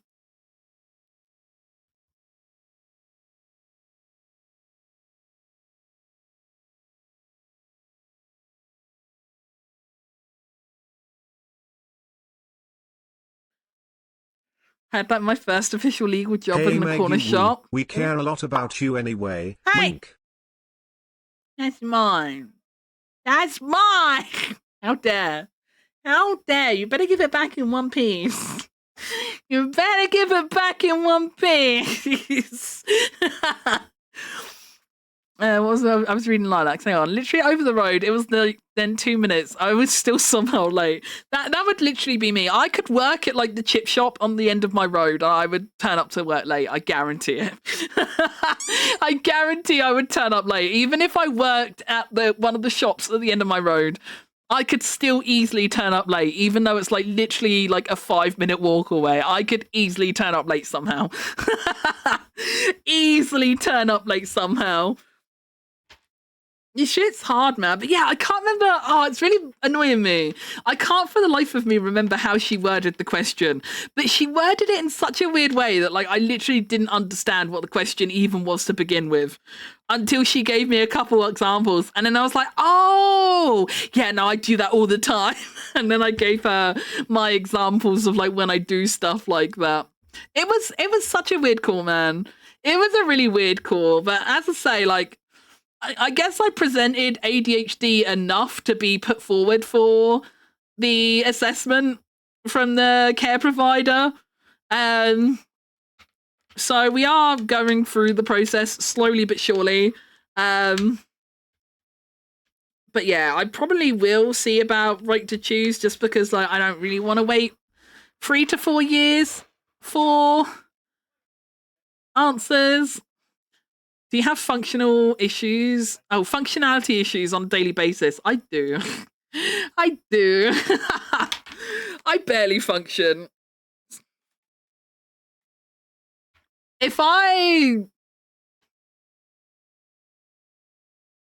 don't think you guys would believe me if I told you how many times I've showered this year, for example. And like even just doing like, you know, like I don't, Mr. Lion, close your ears, honey. Close your ears. Like I don't brush my teeth every day. You know, like even little stuff like that. Like I don't bathe enough. I don't brush my hair every day. You know, like sometimes I will like I wear, this might be a bit TMI. This is probably TMI, but like I will wear like panty liners because I have like mild incontinence and like I will wear them for longer than I'm supposed to and shit like that. Like I don't take good care of myself. And like I will think to myself, I can literally sit there on the toilet and think to myself, I should change my panty liner. But then by the time I finish peeing or pooing or whatever I'm doing on the toilet, by the time I finish doing that and I've turned around to flush the toilet, I've pulled my pants up, pulled my trousers up and walked out the toilet before I've even thought about the panty liner again. Like I will think about something and then a second later, it's gone. It's just gone. Like, I do that thing. Like, I will walk into a room for a specific purpose, and then I'll stand in there. The amount of times I go into the kitchen, and then I'm just, like, looking around. I'm like, what? What? Why did I come in here? And I'll, like, stand there for a couple minutes, like, trying to rack my brain, like, why I'm where I am. And, like, I don't know. Like, half the time I go to make a cup of tea, I will walk into the kitchen. I don't even take my mug with me. It's right in front of me on my desk. There's no reason why I should forget to take the cup with me. When I think to myself, I'm going to make a cup of tea, you would think taking the cup would be a logical step. But the amount of times I go and try and make a cup of tea without a cup is astounding. And I will do it like tea bags. I will like pour the boiling water into a cup. And then I'll like step away for like a few minutes to like let it steep or something. Then I go back to it. And I'm like, wait, why is my cup clear? It's because I never put a tea bag in the cup. Or the other thing I'm I'm really bad for this lately. I'm really bad bad for this lately. I've been having like I don't know if like the depression probably doesn't help things, but I've been like super bad for this lately. I will normally like I'll make a cup of tea because I like a strong cup of tea anyway. I'll normally like pour the water on the tea bag and then I'll like go sit on the sofa in Mia's room for like 5-10 minutes, or I'll go back to my desk for a bit, you know, and then I'll go back for my cup of tea later. The amount of times I've like let my cup of tea steep for like half hour or more. And then I just like half the time I don't even deliberately go back for my tea. I will just be like going through the kitchen to go to the toilet or something. And then I will just see this cup of lukewarm black liquid on the side, because by the time I've remembered I was making tea, it is so strong and so dark and it's not even boiling anymore because it's been so long. And I just like, I'm walking through to go piss and I'm just like, oh yeah, I was making tea. So then I have to put it in the microwave because it's gone, you know, it's too cold to drink at that point. It's like all like barely warm and gross. So I'll put it in the microwave to reheat. But even then, sometimes I've like put it in the microwave and then walked away from the microwave and forgotten it was in there. And then by the time I go back into the kitchen, I'm like, oh yeah, I was microwaving my tea. I have to microwave it again because once more, it's been so long since I microwaved that it's not hot anymore. Like, I do that shit all the time. But Mia took the piss out of me a couple weeks ago because I'd gone to the kitchen with my cup and I'd put my tea bag in the cup and I'd boiled the kettle and then I just never went back and made the tea. And Mia comes into my room at one point, and at this point, it's like kind of like 11:30 at night. It was like really late at night, later than I would actually drink. And I was just sat at my desk and Mia comes in and he's like, are you okay? And I'm like, why? And I like turn around in my chair to face him. And I'm like, why? And he's like, you got even less far with your tea than normal. What is this? And he just like turns my cup up and just shows me this like empty cup with a dry tea bag in the bottom. He's like, I know you normally put the water in it and forget, but you didn't even remember the water this time. Are you okay? And I'm just like, I'm just like, I don't know what to tell you, babe. And like at that point, I was like, just put it back on the side. Like I'll use that tea bag in the morning or whatever. Like I'm not gonna make a cup of tea this late at night now. I'll be pissing at 2 a.m. Megru lives like oh my god, I actually saw an ADHD meme a couple days ago that basically said, Nixon, I literally saw a meme of that. It was this meme, and it basically said, like, ADHD is like living like a sim that keeps having their actions cancelled once they walk into a room. And I was just like sat here, I was like, that's exactly what it's like. You know, like when you tell your sim to go to the toilet and then you realize they're really hungry, so you cancel the action to go to the toilet and you go tell them to eat first because they need food more than they need the toilet, right? But they've already walked into the toilet, so the sim just like walks into the toilet and then like pauses for a few seconds because you've cancelled the action. And then they turn around and leave and go towards the kitchen to eat because you put a new action in to eat. That's literally what it's like. That is literally what it's like, man. I feel like someone is controlling me and they're definitely cancelling my actions. I'm pretty sure I'm actually capable of making a cup of tea. Someone up there's definitely cancelling my actions, I think. Someone's cancelling my actions. I think I am a sim, and the person controlling me is not doing a very good job of it. Also, your guess of 6 showers is dramatically wrong.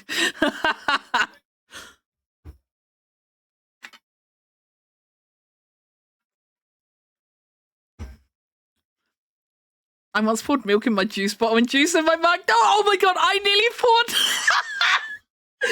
Oh my god, I was multitasking the other day. I was making myself a cup of tea while I was doing Ginga's like lunchtime feed, and I almost poured milk into the Ginga's food bowl instead of my mug.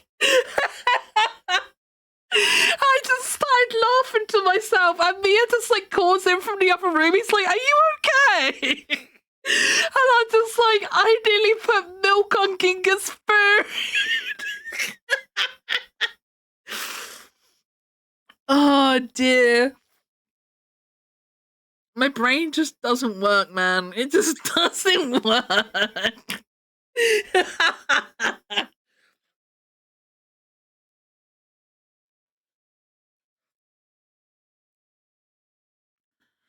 There was water already in the bottle and a coffee bag in my mug. It was a waste. No! Oh, that's the worst. Like when you actually waste something. I fucking hate that. I fucking hate that. Okay, wait, quick question. I know there's a couple Yorkshire tea drinkers in chat. People who drink Yorkshire tea, or if there's like another brand of tea that like joins their bags, I got a question. If you're refilling the tea caddy, do you just put them in the tea caddy as they come and then separate the bags every time you make a tea? Or do you separate the bags in bulk and put them in the tea caddy loose? Because Mia and my mum always just put like the two joined tea bags in the caddy, like still joined in two. So like if Mia's filled up the caddy at home or like if I'm making tea at mum's house, I always have to separate the bags. But like I always, when I'm refilling the caddy, I will separate the tea bags before I put them in. And mum and Mia thinks that's weird. Is that weird? Mum and Mia thinks it's weird that I like separate them before putting them into the caddy. But like I don't know, like to me it's more annoying to have to pull one apart every other time I make tea.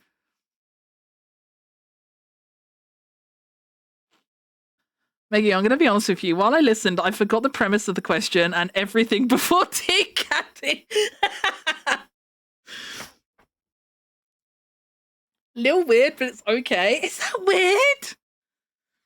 I don't know. I get really annoyed. Like, even though it's like literally like a 2-second job, like I don't know. I hate having to pull a tea bag apart every time I'm making a cup of tea. It annoys me.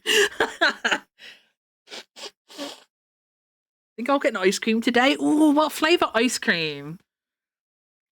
Oh, ice cream would go down so well. I've been okay during the daytimes. Like daytimes aren't too bad.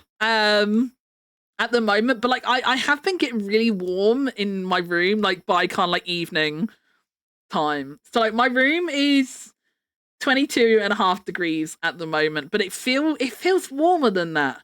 It was only like 21 most of the day. Like it's not much warmer, but like it feels warmer, like way warmer. You'll ban me if I say the flavor, will I? What? No. Wait, what would what would be a bannable ice cream flavor? I don't know what would even class as like a bannable ice cream flavor. I don't know what would be considered a bannable flavor of ice cream. Tell me, I'm curious. No one talked to me about ice shit. I just wanted a rocket lolly, damn it! No, not the rocket lollies! Oh no, that's a tragic loss. I fucking love a rocket lolly. I love rocket lollies. Coconut cream pie. I'm a mature woman. I will admit, like, I don't really like coconut. I'm not a coconut girly, but like, I don't think it's that unforgivable.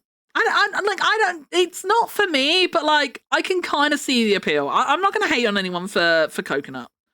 I won't hate on you for coconut. It's not my cup of tea, but I don't think it's as questionable. Like I would be more offended if you said you were having like pineapple pizza, you know? Pineapple pizza would bother me more than coconut ice cream. Hero does? Yeah, but Hero's food takes don't count. Hero's food opinions do not count, so it doesn't matter. Everyone knows Hero's food opinions don't count.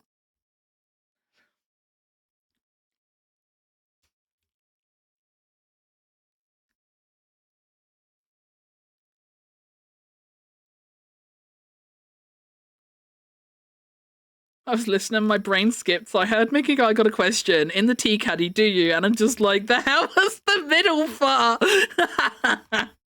You'll never know. You'll never know. The answer will elude you.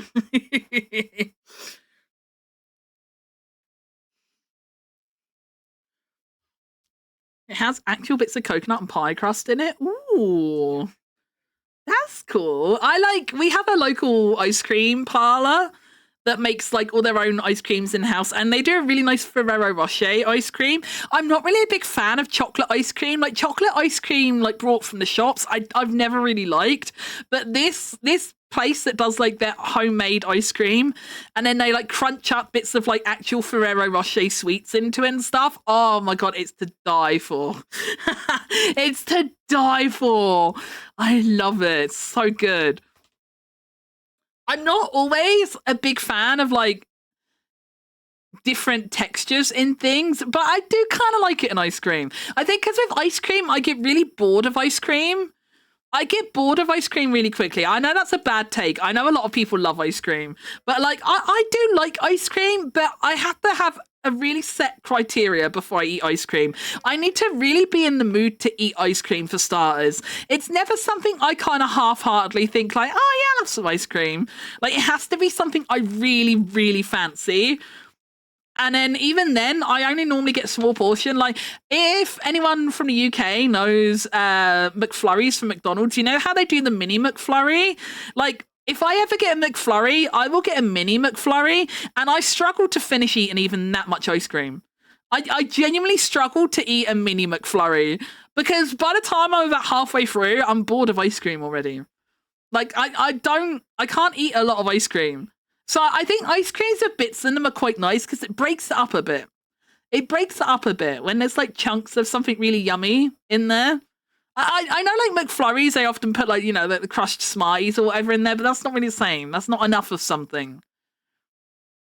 It's not enough of something to make a big difference. Maggie, I got ice cream now. What ice cream have you got? Oh, I kind of regret not buying ice cream on Saturday. You guys are making me want ice cream. Then again, I brought biscuits because the last time I streamed, we were talking about biscuits. And I was like, oh, I really fancy biscuits. I'm going to get some biscuits. And I've had biscuits for over a week now, and I haven't even eaten my biscuits. So the mood will pass. The mood will pass. The second I'm not streaming, I won't want ice cream anymore. It'll be fine. It'll be fine. I tried that American Pie McFlurry. They did not long back, and I hated it. Oh.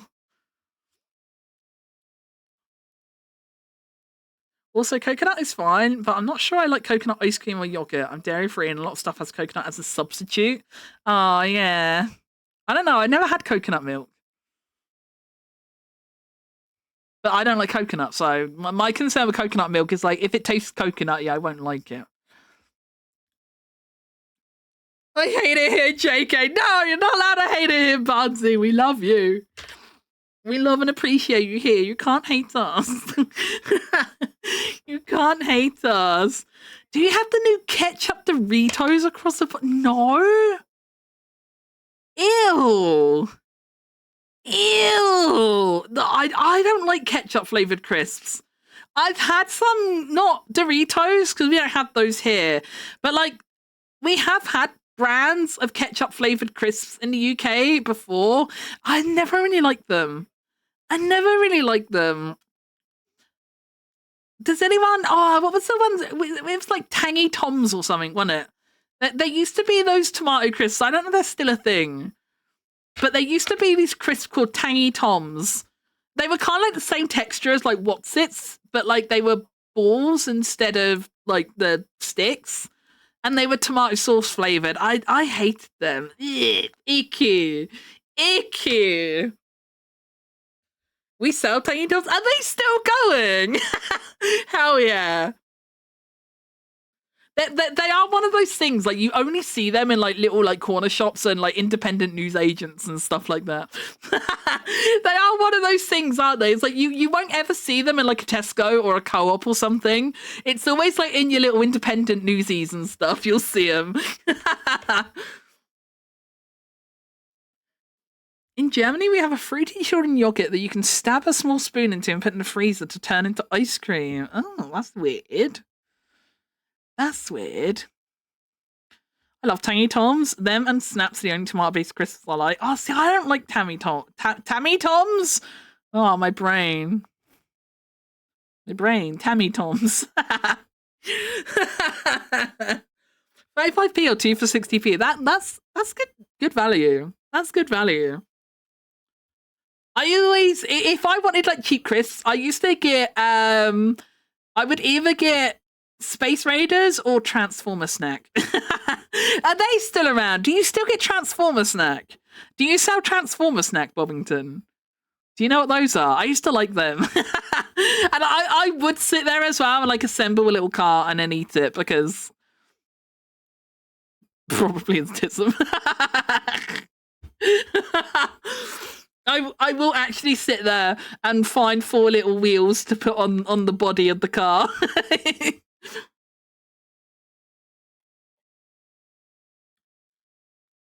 Transformer Snack, I think we stopped selling because they didn't sell. Oh, man. They were the goat, man. I miss Beef Monster Munch. They have whey powder. Wait, do they have whey powder in them? That's so weird.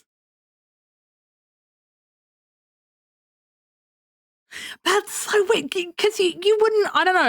At least I wouldn't. I mean, you're probably much more aware of things because you're. But I would never have thought about something like a crisp having a dairy component to it. That's crazy. I guess if it was like a cheesy flavor or something, I would maybe understand. But not the beefy ones. Oh, like the beef ones are the best flavor as well. I love the beef ones. I do really like pickled onion Monster Munch as well. But like, I don't know, the beef just hits different, man. The beef just hits different. I have to be more in the mood for the pickled onion ones, whereas like the beef ones are good for any time. They're like a good any time crisp. Whereas like the pickled onion ones, you've got to commit, you know, and that's a bigger commitment. The pickled onion. Beef is the best, then flaming hot. Pickled onion is my least favorite. I like the flaming hot flavor, but I would personally rank it last just because they're too spicy for me. I like the flavor of the hot and spicy Monster Munch. I do like the flavor, but I'll be like halfway through a packet and my mouth is on fire and I'm struggling to finish them. I struggle with them, man. Oh, on the subject of struggling with spicy, I found out yesterday, chap. I found out yesterday, those Maggie noodles I had the other day, I found out there's 2 different types. There's 2 different types. So in Tesco, you can buy curry flavored Maggie noodles in the normal noodle aisle where like the pot noodles and the super noodles and all that stuff is. You can buy them there. And like it doesn't say anything about being spicy on the packet or anything, but the packet I got them from, I actually got them from like the bit where it had like the world foodie bits, and the packet I brought, like it had labels on there saying like authentic Malaysian recipe, and like it had like pictures on the front of the packet and it was like chili. And I was like, oh, so I think before anyone tries the Maggie noodles and then judges me for being really shit with spice, there's 2 types. So I didn't do it this week, but I might have to try the other curry flavor ones because I do like although then again I probably won't because Tesco's own brand curry noodles are really nice and they're like 32p. So I'll probably just keep buying them because I do like curry flavor. I just can't do spice, you know, like the flavor of curry is nice. I just can't do the heat. Right? Like the actual flavor is fine. It's just the heat that's too much. But yeah, they do 2 different versions. Let me see if I can get a picture. Hang on. Let's do Maggie noodle.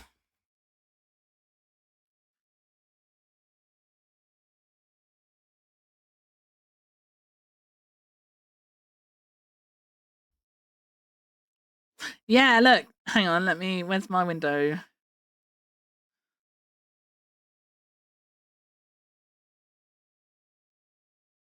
See, so they have these ones, right? They have these ones in just like the normal aisle where like the super noodles and all that stuff is. So like it doesn't have like any like chili powder or anything on the packet. You know, you can see a little bit of like seasoning powder here and then like some garlic, but like that's about it, you know. It doesn't say anything super spicy, right? And like even if you look at the other images, like nothing on this says like, ooh, I'm so hot and spicy, right? Like that looks like normal and fine, no big deal. But I didn't have those ones. I had these ones. So like you can see they're still Maggie brand. They're the same brand.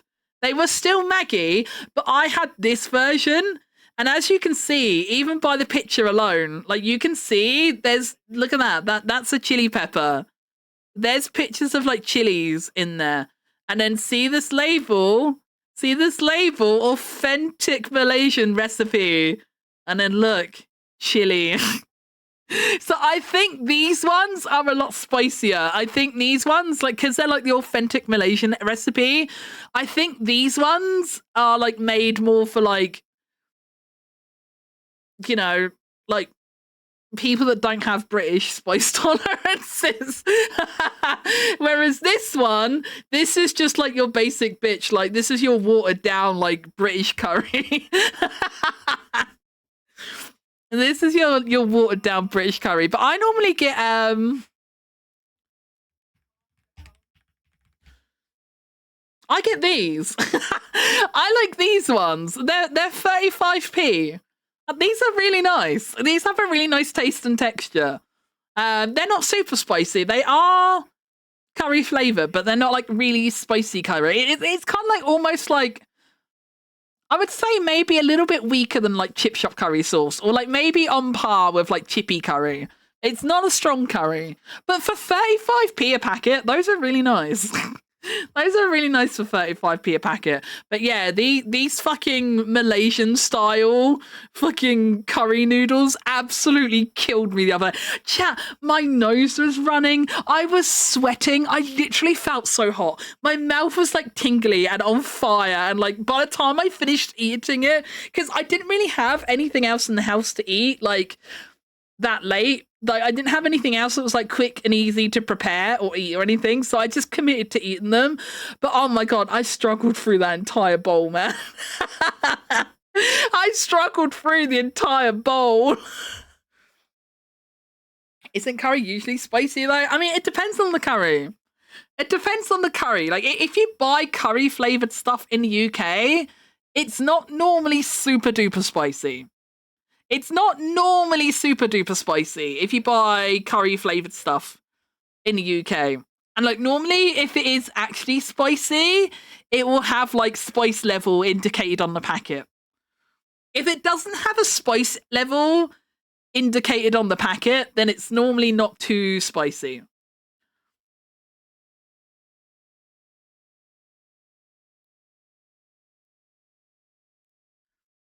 I'll have to send you a TikTok later if I remember, but that guy does the Tesco videos. He blends stuff with Monster and tries it. I watched that video yesterday! I watched that video yesterday. That man was suffering. He was suffering. I saw that yesterday with the Boldak noodle sauces. And like, he didn't even like, he doesn't even just put in like a couple drops of it or something. Like he put in like, I don't know if it was like the entire bottle, but it was a very generous amount of the bottle. And like he doesn't even water it down by like using like 3 cans of Monster either. Like he only uses 1 can of Monster per those 3 sauces. Oh man, like you could just see how viscous it was. Ugh. I bet that coated his mouth something fierce. Oh, that was a hard watch. You could like see, like you could tell as well, like the way he like just like twisted and contorted his body, like you could just tell they were like involuntary motions. You like it didn't even look like he was playing up the spice for the camera or anything. Like it looked involuntary and violent. The important second sip straight from the blender.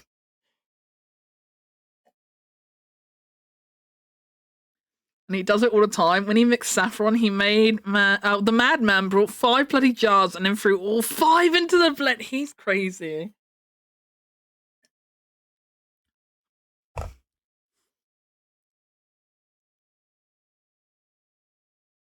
I love the malic acid monster ice cream. On the subject of ice cream, actually, this is like so unrelated. I keep seeing these videos on YouTube Shorts recently, and I keep getting this man, and he makes like ice cream, but he makes it like out of trees. But it's like really interesting because like he will use like the tree bark or like tree sap and stuff like that to flavor their homemade ice cream.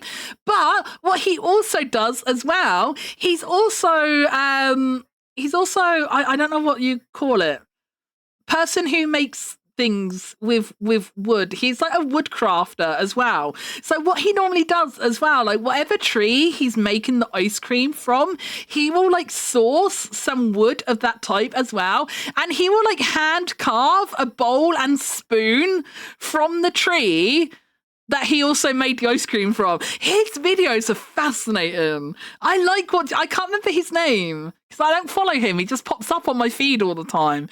But I don't actually follow him. I can't remember his name.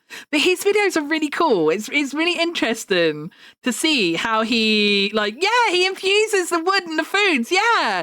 It's really interesting.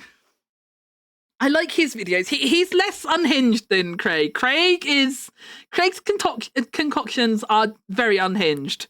This man's concoctions are a bit more hinged.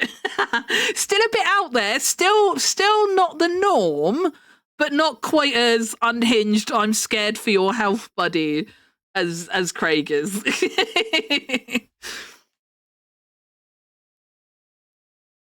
Yeah, I really like. Hang on, do I have him in my history? I feel like I saw one fairly recently. Do I have him in my shorts history? Oh wait, what if I search ice cream? I don't watch a lot of ice cream videos.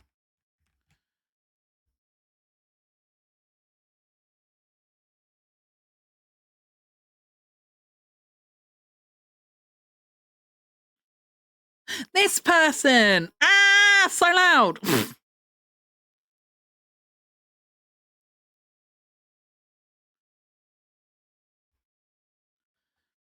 I think it's this person.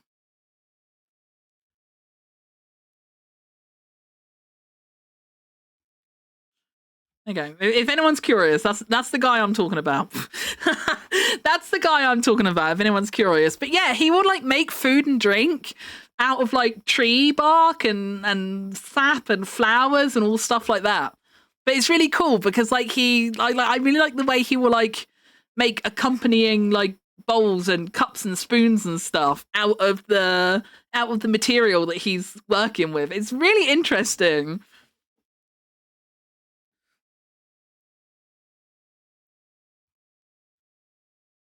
I like stuff like that. It's really cool.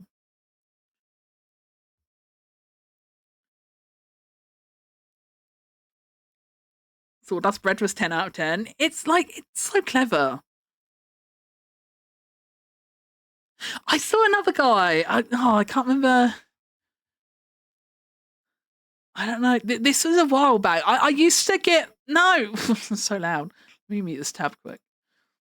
I'm really sorry. Do you hear that when that plays, chat? I'm really sorry if I just ruined your ears as well as mine. I've seen a guy as well who like infuses like butter with like different woods and stuff like that as well. It's a different guy. I'm pretty sure that's a different guy.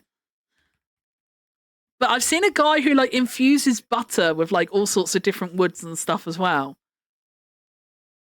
Which is also kind of fascinating. Just like see him like melt down like a pot of butter and then like throw like smoked wood into it. It's really weird. But apparently good. I can't find him. He's not in my history. He's not. I haven't seen one of his shorts recently enough to be in my history, I don't think.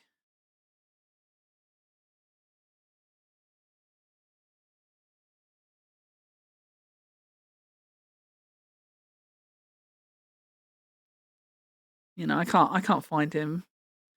I can't find the Butterman. Didn't hear a thing? Good. Okay, it's just me that's deaf then. That's fine. That's fine. It's okay if I'm the only one that's deaf. At least you guys don't have to suffer. At least you guys don't have to suffer. Let me take my little pill.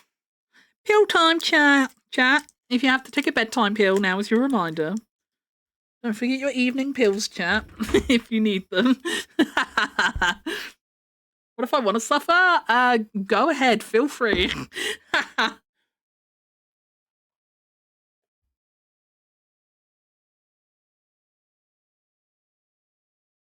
I just remembered it's unrelated to anything, but if I don't say it, I'll forget. I tried watching the live action Snow White on Disney Plus. It's so dull and boring. I stopped 15 minutes in. Damn, that bad. I already took mine. Hell yeah. Hell yeah. You gotta stay medicated. It's important. It's important. I did laugh about how they got around Snow White not being white by changing how she got her name. Instead of Skimpy or Snow, they named her because her cart broke and she was born in a blitz. Wow. Wow. Amazing.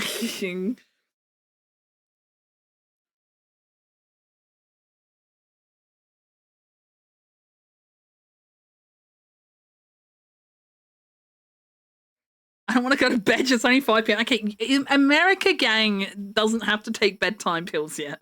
That was a message for EU gang.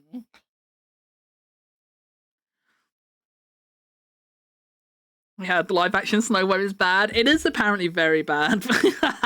I've heard from numerous people. I did watch someone who did a video essay on it as well.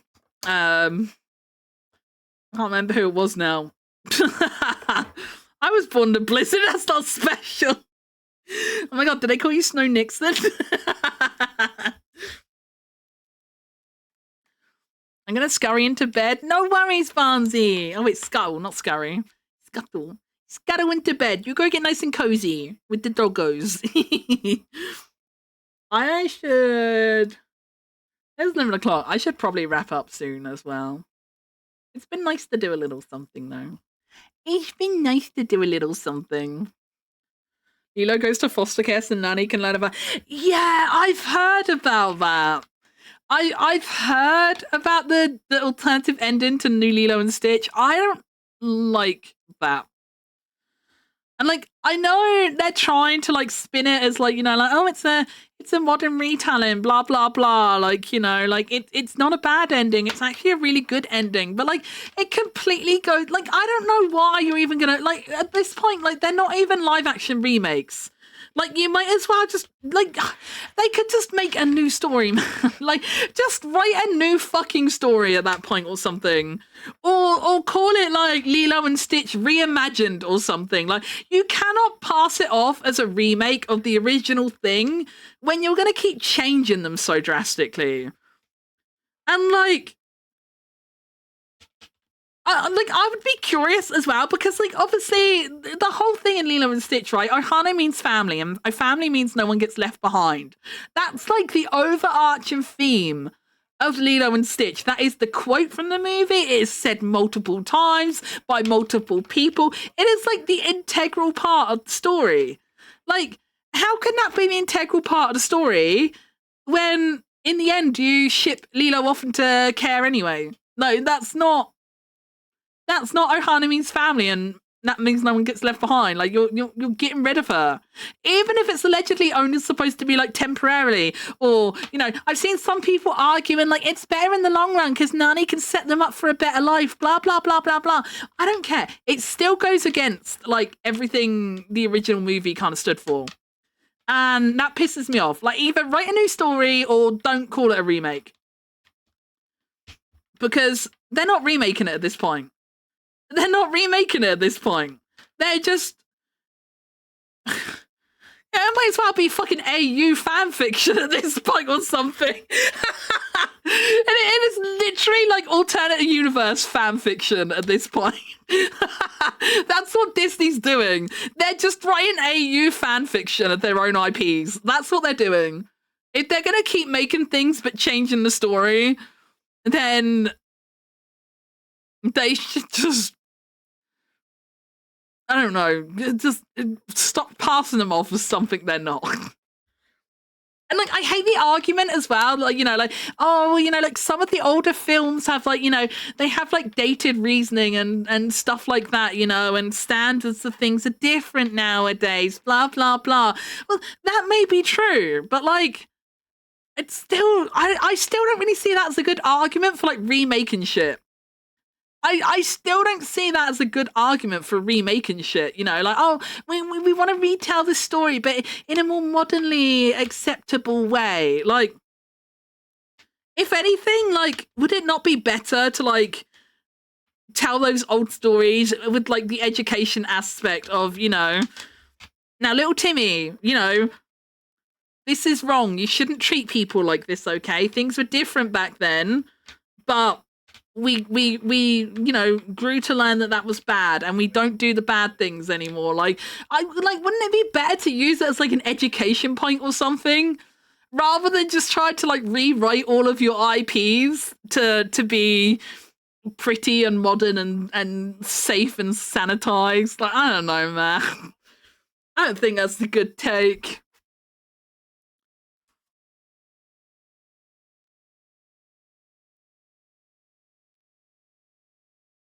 The director even doubled down on that on Twitter, basically telling people, I've had time to think about this. I do think a fair amount of people are dunking on it. Premise, have not seen a movie.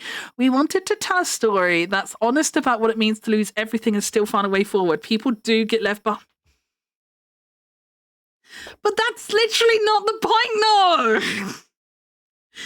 That's literally not the point of the movie! Make a different movie! Make a different movie at that point. Come on. Or like like Barnsley said, not the main character. Like, make a side character get left behind or something. Like, especially as well, like, not to get too political or anything, but like, I can't speak from an American lens, obviously, because I'm British. I only know from like the British system, but I know in the UK, I know the care system isn't exactly great for children, and I could be wrong. I'll put my hands up if I'm wrong, but I can't imagine America is leaps and bounds above in that aspect. I can't imagine, regardless of what country you're in, like, I can't imagine a kid growing up in the care system is a great environment, you know? Like, I don't think that's a good message for a kid's movie. Like, you know, like, oh, put the kid in care while nanny goes to college. It's like, it's such a bad message, man. Like, I don't think that's a good message. And like, to me, a child going into care is not an uplifting conclusion, you know? It's not an uplifting conclusion. Like, it's just depressed and sad, man. Thank you for the care package. Ugh, big stretch. Ugh.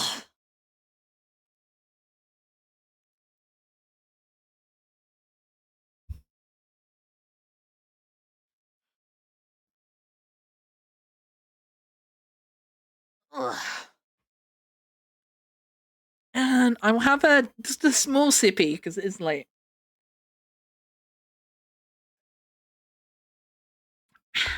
Just a teeny tiny sippy.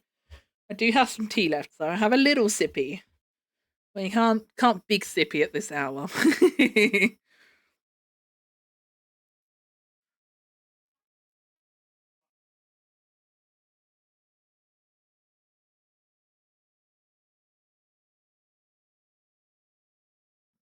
Animated movie, I'll stay with you, sis, to take care of you. Live action, later, bitch. Yeah, it's fucked up, man. I can't get on board with it. I don't even want to. Honestly, I don't really care to see the Disney live action remakes. Like, not even from like a hate watching perspective anymore. I've seen a couple of them, and then they're not for me. I've seen Cinderella, Beauty and the Beast, Lady and the Tramp, and the first Lion King. They're the live action remakes I have seen. Like, I didn't hate Cinderella and Beauty and the Beast. Cinderella, I think the Cinderella remake was actually good. I do like the live action Cinderella they did ages ago, like before they were just like, oh, we'll do a live action remake of everything. I do think that Cinderella movie was good. I did enjoy that. And I think they modernized that in a good way, you know, like it didn't change the essence of it or anything, but like it did feel really fitting for like the more modern media they played it in, sort of thing, you know. I liked that. Beauty and the Beast was okay. I didn't hate it. But it wasn't anything to really be like fanatical about either, you know, like, oh my god, I love Beauty and the Beast. Like it was fine. It was just like, it wasn't good or bad one way or the other. It was fine. I think Belle's dress was a bit lackluster, a bit costumey looking, and I don't think. Oh, what's the bird's name who played Belle? I can't remember what her name is. Like, I don't think she was the best at singing. I feel like they possibly could have got a better singer actress to do it. But like, I don't think she was so bad that she spoiled the movie. I just think they could have done things better. But I didn't hate Beauty and the Beast. Lady and the Tramp, I've never seen the original, so I can't really compare Lady and the Tramp to the original. Again, I don't think it was bad, but like it was just kind of whatever, you know. I didn't really care about Lady and the Tramp one way or the other. I didn't really give a shit about it. It was fine, you know. It was easy watching, you know, inoffensive, easily listening, whatever. Not really stand out one way or the other. The Lion King, I hated. I didn't like the Lion King live action at all. I don't think it works. I don't like the way, like, you have like these hyper realistic animals and then they're talking and stuff, and it just looks weird, and it just doesn't have the same kind of like emotion and characterfulness and whimsy that the animated movies does. I don't think Beyonce was a good voice actress for it. And I think the addition of her song was stupid. I don't think it was a great song. And I don't think it really needed to be there. It was just, Beyonce was just there to sell tickets. It's just like, wow, we're remaking The Lion King and we've got Beyonce. Like, that was just to get bums in seats. Like, I don't think she was a great fit for it, personally. And her song was just, it didn't need to be there. Plus, you know, I know, again, like this like ties into like the, you know, things being sanitized and like the more modern versions. I don't care if this makes you a bad person. I miss Be Prepared. I miss Scar's song. It's not The Lion King without it. It's not The Lion King without it. I'm sorry. Like, even as a kid, like, that was like my favorite part of the movie. I fucking loved Uncle Scar, and like just like the whole, like, the animation, like the lighting, the colors and everything. Like, I distinctly remember, like, as a kid being so awestruck by that scene. Like, that whole scene from that musical number, like, was like my standout feature of the film, you know? So to me, in my heart, it's not The Lion King without that. Plus, like, the animals just look uncanny and weird. I don't think it looks right. And I never saw the second Lion King live action movie because I hated the first one that much. And I haven't seen any of the other, like, more recent live action movies. I'm kind of already bored of them without watching them. Like, I don't even want to, like, hate watch them or anything. I just don't care. But I really like the original Lilo and Stitch. I never saw it when it came out. I wanted to see Lilo and Stitch when I was younger, but because I grew up quite poor, we didn't really go to the cinema that often or get like new videos and stuff like that. So I never saw Lilo and Stitch when I was younger. I think I saw Lilo and Stitch for the first time like in my 20s. And I really liked it. I really liked Lilo and Stitch. And like, I just, even before I found out that they completely fucked the ending, I just didn't like the idea of them doing live action Lilo and Stitch. I was already kind of like inwardly against it before I even found out about the ending. And then I found out about the ending as well. And I'm even more against it now. I just think it's stupid. They just fucking bastardized the ending and like the whole fucking motif and meaning of the movie. It's just, how dare they? I don't get why you would take your own piece of media and shit on it. Like, who does that? Who does that? I forgot live action Lady and the Tramp. Yeah, I saw that. Emma Watson's very dull singing. Yeah, like she was fine. Like, you know, like if you heard someone like singing karaoke at like a bar or a party or something like that, like you would probably be like, oh, she's pretty good. Like, you know, as far as like average Joe singing, she's not bad. And I would say she's definitely better at singing than a lot of people. But I don't know that she was good enough for a production like that. I don't think she was good enough for that kind of production. But that's the problem with like a lot of like animated movies and like remakes of animated movies and stuff. Like things that like musical numbers and stuff, like a lot of times it would be better if they got in like a voice actor or like, you know, someone more like a Broadway musical star or something like that. There are people better suited to those roles. But the trouble is, again, like, you know, like having big names on the movies, you know, that's ways to get bums on seats. You know, that's how they drum up the interest for the movie, is having all the big names on the posters, right? And you know, who knows Broadway musical actors by name? Not a lot of people. That's not as widespread knowledge as we've got Hermione from Harry Potter's actress.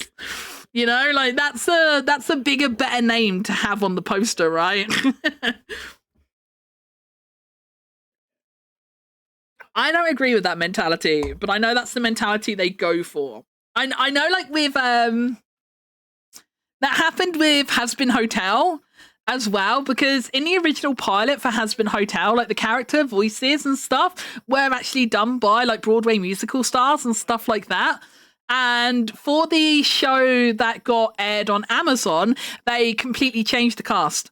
They completely changed the cast for it because they went with more recognizable names. And don't get me wrong, I will say I think the cast of Has Been Hotel, they did do a really good job. They, like everyone who did sing in that did do a bloody good job of it. So I won't criticize them. But like even with that, like they did like replace people for bigger, more popular names because, you know, it looks better on the books for Amazon to say, you know, oh, we've got all these people working on our project. Oh, look at these big names, shiny, shiny. You know, instead of like, oh, this person can really sing well, but like no one knows who he is. Did you know Disney is wanting to make more Star Wars movies? I have not seen most of the modern Star Wars movies. I saw episode 1 in the cinema way back in the day, and I didn't enjoy it, so I didn't watch the other prequel trilogy movies. I did see... Oh, I always forget what the name is. What was the name of the movie that introduced Rey? I did see that one in the cinema because Mia wanted to go see it for his 30th birthday. So I did see that one in the cinema, and I didn't really like that one either. Star Wars is kind of dead to me. I'm not gonna lie. For me, like I really enjoyed the original Star Wars trilogy. It was a big part of my childhood growing up. You know, me and my brother like literally watched our VHS tapes to the point where they were wearing out and stuff. Like, I loved Star Wars as a kid. Having a toy Millennium Falcon was like my dream as a kid. I never had one because they were too expensive and we were poor. So I never had one, but like, oh my God, I would like look at the Lego toys, not Lego, sorry. I would look at the Star Wars toys in the Argos catalogs around Christmas time and stuff. And I would always sit there thinking like, I want a Millennium Falcon. I hope I get a Millennium Falcon this year. And I never got a Millennium Falcon. And in hindsight, I understand why, because they were really fucking expensive and we could not afford that. But I always wanted one. And as a kid, you don't understand why you don't get what you want. You don't understand being poor as a kid. But I fucking loved Star Wars as a kid. But like I saw episode 1, like however old I was at the time that came out, I don't remember now. But however old I was at that time, like I didn't really like it. I didn't vibe with it. The only thing I know, okay, I know this is a really bad take. I know this is a really bad take, and I'm sure someone will give me shit for this. But the only thing I really enjoyed in the movie, I did kind of like Jar Jar Binks back then. I did kind of like Jar Jar Binks, and I know it's a really poor take. I know a lot of people hate Jar Jar Binks, but like he was like the only thing that was like even remotely interesting to me in that movie. Like everything else, I just found so ridiculously boring. I found it so boring. And also, the other thing that, like, really, like, even Kid Megu, right? The thing that pissed me off as well with Kid Megu, like, they were supposed to be prequel movies, right? But then, like, some of the spaceships were, like, some of the stuff just looked weird, you know? Like, some of the stuff looked, like, really sleek and modern and cool and stuff. And, like, it looked newer than the movies it was allegedly before. And like even as a kid, I didn't understand that. And as a kid, like I couldn't get past like the juxtaposition of like, you know, the ships and stuff from the original movies being all like, you know, clunky and junky and like quite like utilitarian and stuff, you know? And then like, I don't know, stuff just looked, it wasn't everything that I can remember, but like I don't know, like some stuff just looked too nice and new and modern and cool, you know. Like it just it bothered me even as a kid. I never understood the hate. I love Jar Jar. The fuck, he's a Sith. Let's be real. I've watched Clone Wars. I don't even remember anything about him now. And to be fair, I think if I rewatched the movie, he would probably annoy me. He is the kind of character that I did age out of enjoying. Literally the only thing I can remember now about Jar Jar is like, didn't he like always go like Misa Jar Jar Binks? It's like literally the only thing I remember is his goofy ass fucking face and his silly little voice and the way he'd say Misa Jar Jar Binks. It's like the only thing I can remember now.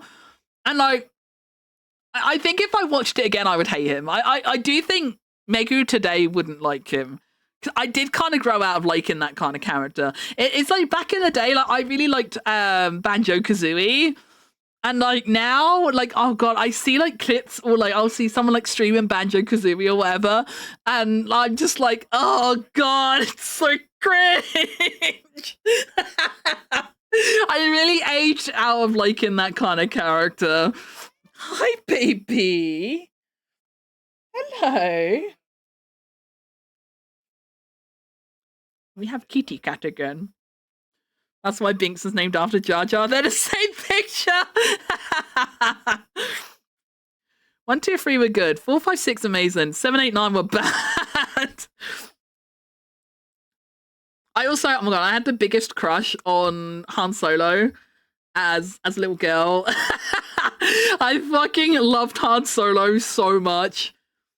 He was my little baby girl. He was like probably one of my earliest like movie character crushes. He was probably one of my earliest like TV and movie crushes. I also really liked I can't remember what the actor's name is, but does anyone remember the show Xena Warrior Princess? I used to also have the biggest girl crush on Xena. I fucking loved Xena. Xena was my first girl crush. Kid Megu never knew girls were allowed to like each other like that. But Kid Megu loved Xena and Gabrielle. I was so into them. Oh my God, same. She was hot. She's so hot. She was like so cool. And like, not even like, I don't know. I feel like if you did Xena nowadays, I think if you did like a modern Xena, you know, you'd have people be like, oh, it's so woke and annoying, you know, like back then, like, I feel like everyone I knew, at least, like people just thought she was cool, you know, like no one was like doing it for some agenda or anything, you know. It wasn't shoved down your face as like something like nowadays. I feel like people would be like, oh, this is so woke, this woke nonsense. Like I swear, like Xena would get brushed with the woke bandwagon these days, but like it really wasn't. Like back then, it was just cool. Like I like seeing like just a cool, strong woman on TV instead of just men all the time. Like it was nice. It was cool. And like I like the fact that like she was still womanly, but like she wasn't like all dainty and feminine and stuff, you know. She was like still womanly, but also tough. She was still womanly, but also really fucking tough when she needed to be. She was great. Who? Xena Warrior Princess. I can't remember what the actress's name is, but the show was called I'm pretty sure it was Xena Warrior Princess. I think that was the name. It's like Xena, the spelling. It was like, God, how old was that now? Like, this is like, I think this was back like, what, mid to late 90s-ish? It's like, oh my God, does anyone, like, any UK gang, do you guys remember watching Gladiators back in the day? Like, OG Gladiators. Oh, I idolized the women on Gladiators as well. The only male gladiator I liked was Wolf because, you know, who didn't love Wolf, right? Who didn't love Wolf, you know? Wolf was cool. I didn't really care for any of the other male gladiators. I liked Wolf and I liked the women because, again, it was just like really cool to see like women just being like cool and strong because like you didn't really see that a lot back then, but like it also wasn't done in the kind of way that like it never really felt like performative or like forced or anything like that, you know. Like they were just there because they were there and they were just cool about it.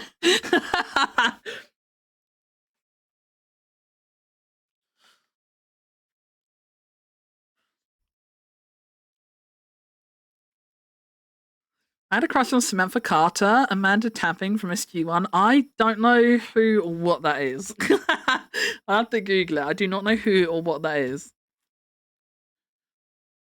I do not know who that is, even after Googling a picture. I don't know who that is. So I can neither confirm nor deny that take. I went to see Gladiators live. Wait, did you actually? I don't know how I would feel about seeing live because like you'd be so far away from the action. I did not stay for the show. My autistic ass got overstimmed by the noise and I had to. Yeah, like I feel like honestly, like I don't know if this is a bad take, but like I feel like stuff like that is better watched from home.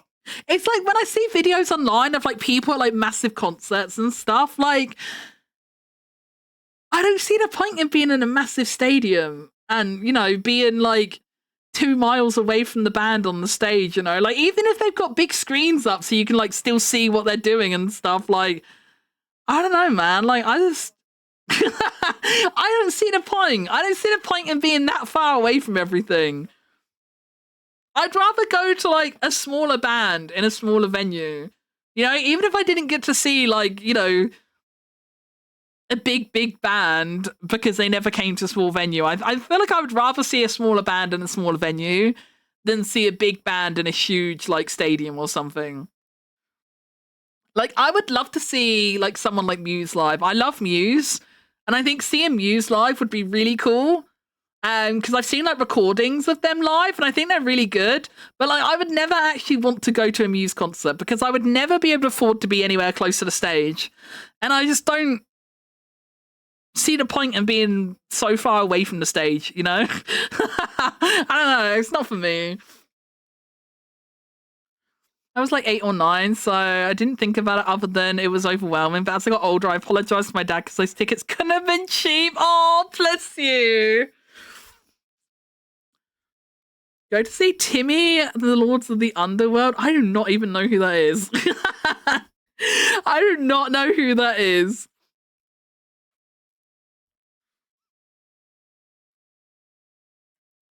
My cousin had Wolf's posters all over her bedroom. Wolf was so hot. He was, God, who doesn't love a bad boy, right? Who doesn't love a bad boy? And he was such a bad boy. And he had like his curly hair and it was always like really like tightly clumped together and like shiny and stuff. And like he just looked like shiny and greasy and mean. And I thought he was so cool. I thought he was so cool. I fucking loved him. Who was? I'm. Who was the gladiator woman I really liked? Hang on.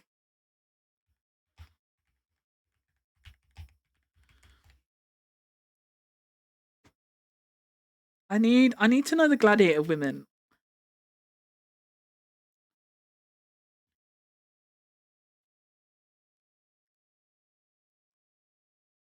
I don't remember their names. Okay, no, it's not them. They're too recent. I need like the OG gladiator women. Who were you? Who were you?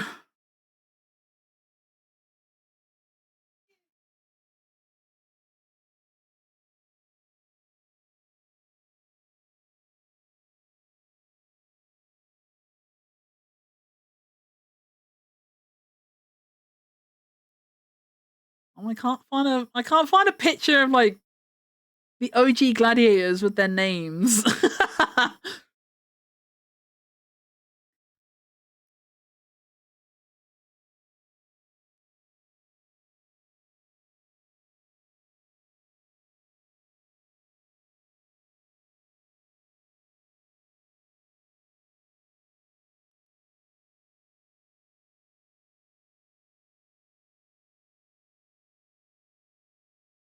I can't find. I'll never know.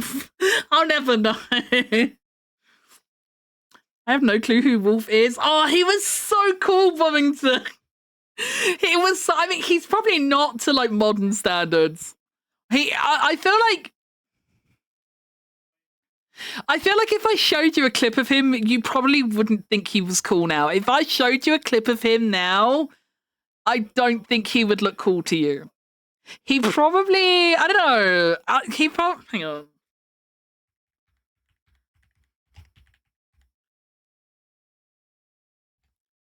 I feel like he wouldn't look cool now.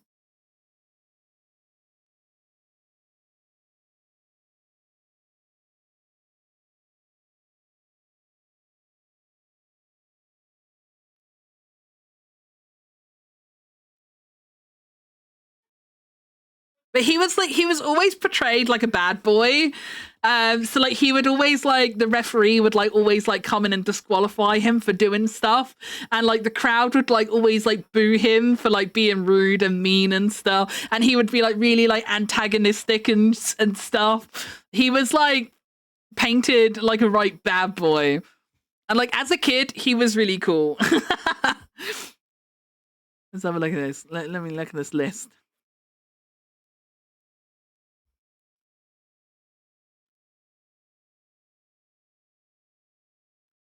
Oh, damn. There was a lot more gladiators than I remember. Jesus. That's a lot of gladiators.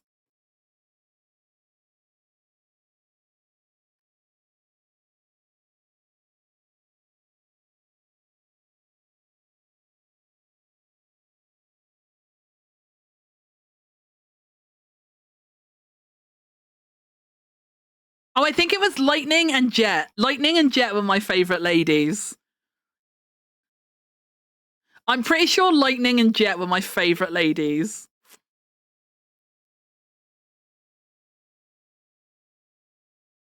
Oh, I know Scorpio looks really, really familiar too, though. Wait, no, I think I really like Scorpio. Maybe it was Scorpio, not Jet.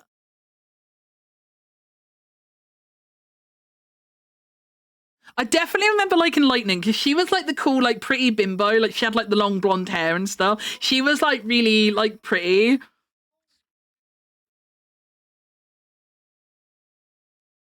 Oh my god, strong women are so beautiful. Look at all these beautiful women. Look at all these beautiful women. Damn.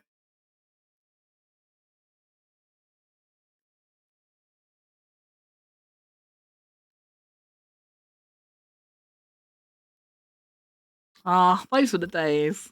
Those were the days. That was always like in my house, like Gladiators was like family viewing. Didn't it like was it Saturday night? I think it was like on Saturday evenings it would show. And it was like one of those shows like the entire family would like assemble in the living room to watch it together. So it would be my mum, nan, and granddad on the armchair and the sofas, and then me and my brother would sit on the floor in front of the telly and watch. But it used to be one of those shows that like we all like unanimously watched as a family, and we would like cheer on our favorites and stuff. Oh, good times, good times.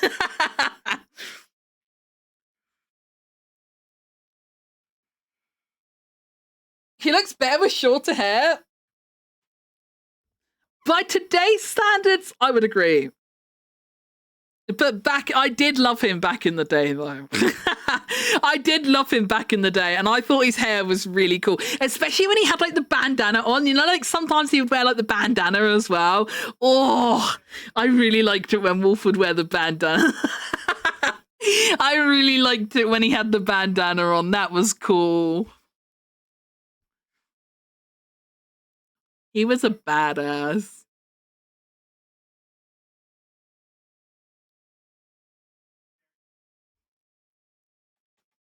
Hi, Footmaster. How you doing?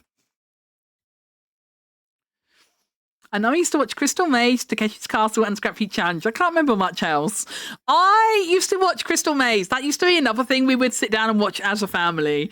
I like Takeshi's Castle, but my mum always thought it was stupid. So Takeshi's Castle was like never family viewing.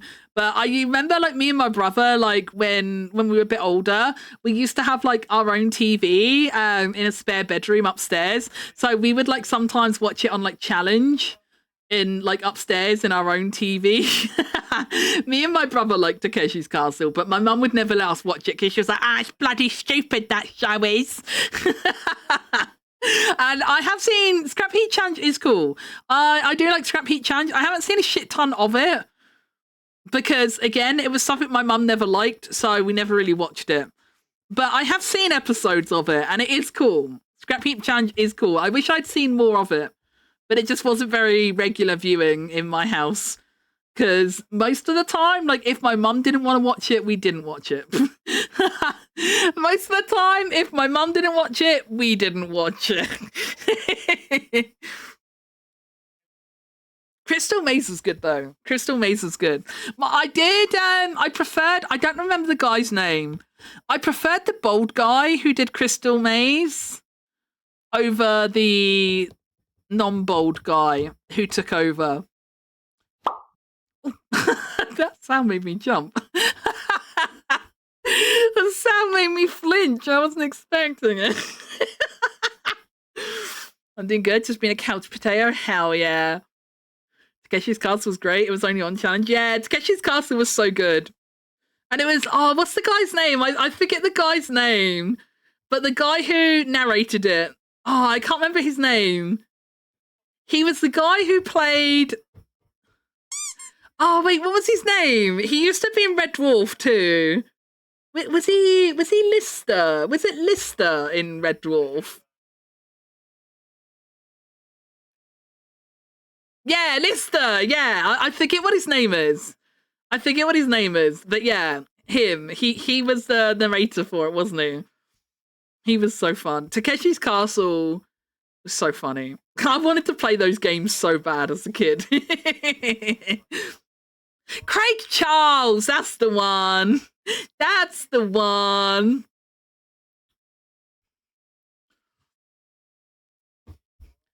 The Crystal Maze. They were the good old days, man. The good old days. Man. I used to want like a crystal so bad. Like I wanted one of the crystals. I wanted one of the crystals so bad.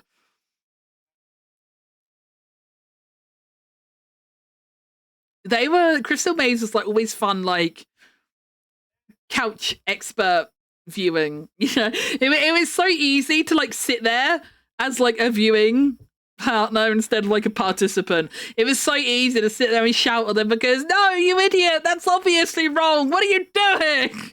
But like, I bet like in the reality, like I bet like when you're in the room doing those puzzles and you're aware of the time limit and stuff. Like I bet that shit is hard.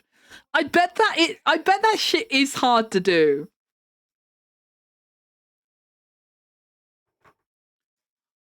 Richard O'Brien was the bold one for Crystal Maze, and then Edward Tudor Pole took over. It bombed and then came back Richard.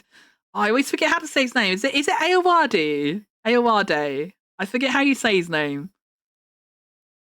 I haven't seen one of Richard's episodes. I do like him. I do like that guy. He is funny, but I've never seen one of his episodes because I don't really watch TV anymore. I don't really watch TV anymore. I can't, like, not counting visiting mum, but like in my own house, like I haven't watched terrestrial television for literally years. When we moved into this house 10 years ago, we did subscribe to Sky when we first moved in. And then we basically like never ever watched it. We basically never watched the TV. So when our Sky contract ran out, we just cancelled it and we never got anything else instead.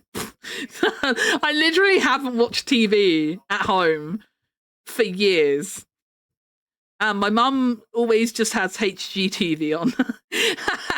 When I visit mum's house, we always watch HGTV, which is like a channel that shows like house renovation programs and stuff like that.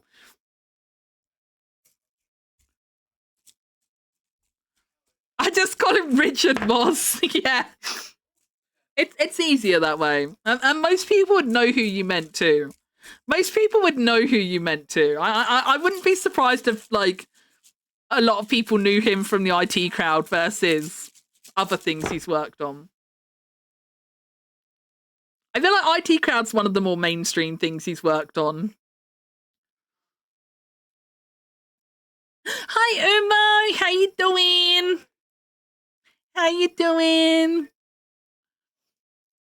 I just watched a lot of documentaries. Oh, I used to love watching How It's Made on the Discovery Channel. I used to love watching How It's Made on the Discovery Channel, and mum would always think it was weird that I wanted to watch it, but I loved How It's Made. I fucking love shows like that. I love shows like that. How It's Made is so good. I will die on that hill. Like, even if I was watching How It's Made and it showed a rerun, I would still watch it because it would still be fascinating to me to just like see it. Even if I'd seen that particular episode before, I would even sit there and happily watch reruns of How It's Made. How It's Made was my jam, man.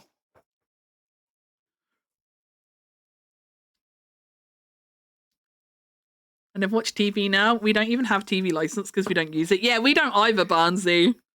We don't either.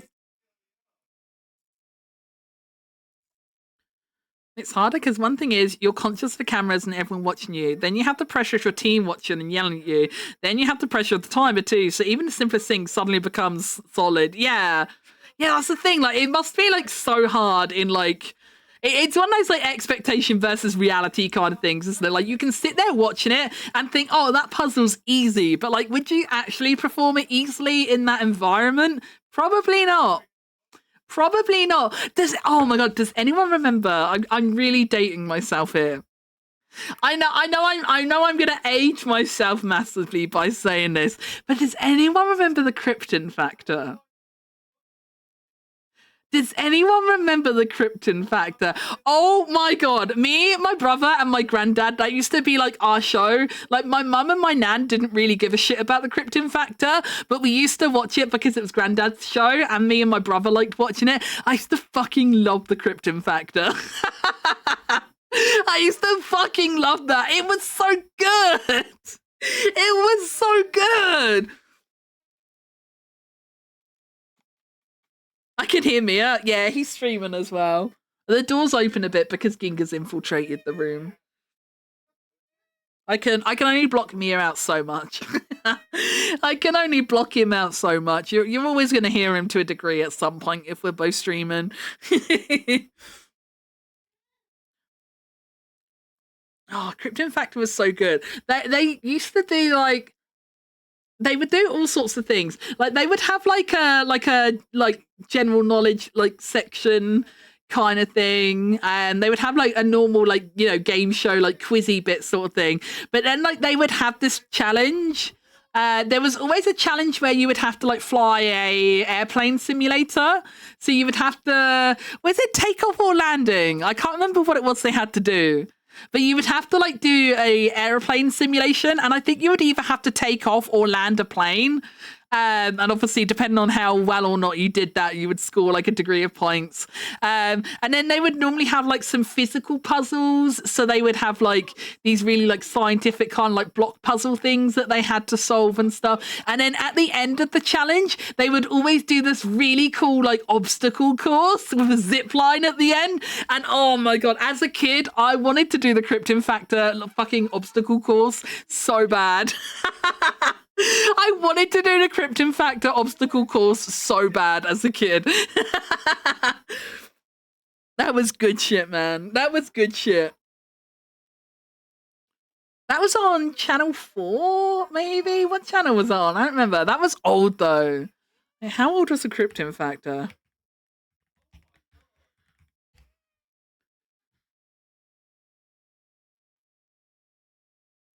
It ran from 1977 to 1995. That's a pretty long running.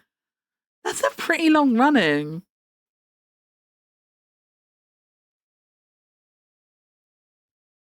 Oh, mate, I'm looking at Google Images. Oh, it's so nostalgic. It's so nostalgic. Oh, I fucking loved the Krypton Factor, man. Looking at these images makes me happy.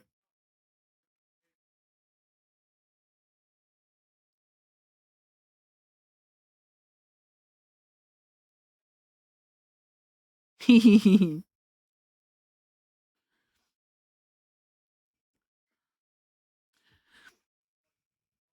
loved how it's made because of look around with the one with the lady who flew a plane and her dog. That was a good show.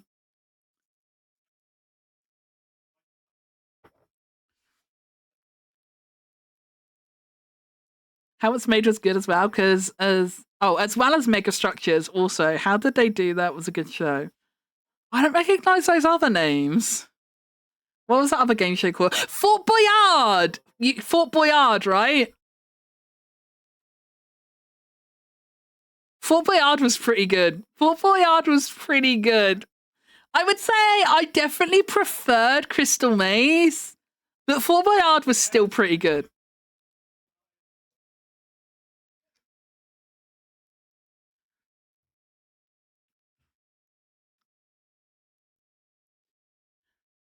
There was some Richard Hammond science show I know I watched at one point. I remember the song. Oh, wait, what was that? Wait, I remember.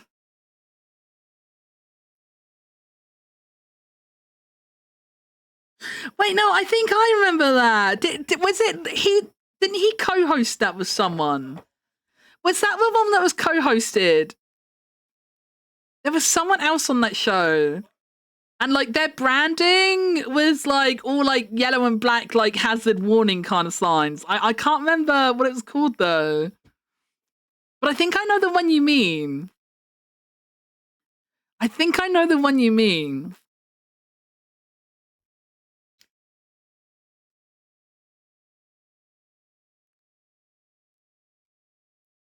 Brainiac, I think. Oh, wait, was it Brainiac?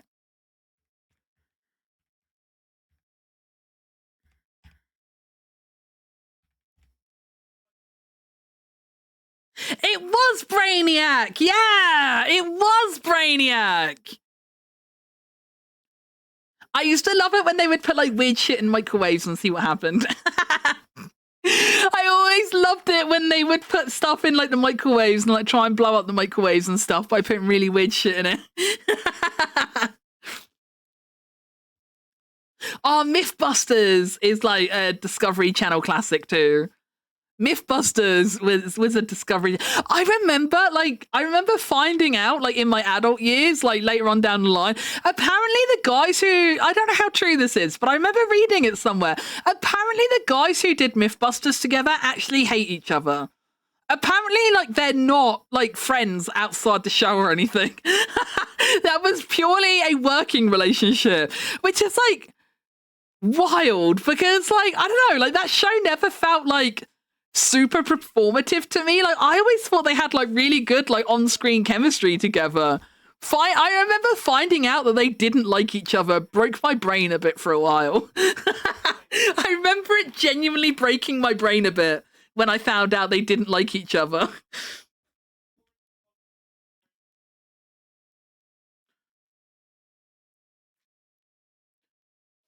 Yeah, once the show ended, they went their separate ways and haven't spoke since, as far as I know. Yeah, they didn't. They didn't like each other like at all, which is crazy. Adam Savage makes crap on YouTube now, like builds stuff from movies and the pistol from Blade Runner. When you say crap, like do you mean crap as in stuff or crap as in like bad shit? what way are we using crap in that sentence? Stuff, okay. Because like if you say like oh he makes crap on YouTube now, it's like do you just mean like he makes stuff on YouTube or do you mean he makes really bad videos on YouTube? You know.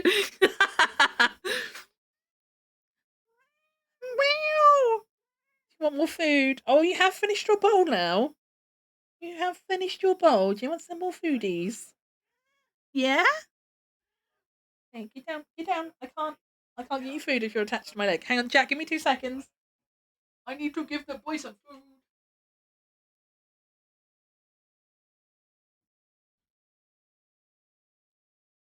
I'm giving him slightly smaller portions again at the moment because he's having another phase where he keeps doing that thing where he'll eat some of his food but then he'll like lick all the gravy and jelly off it, but then he doesn't want to finish the rest of it when it's like all dry.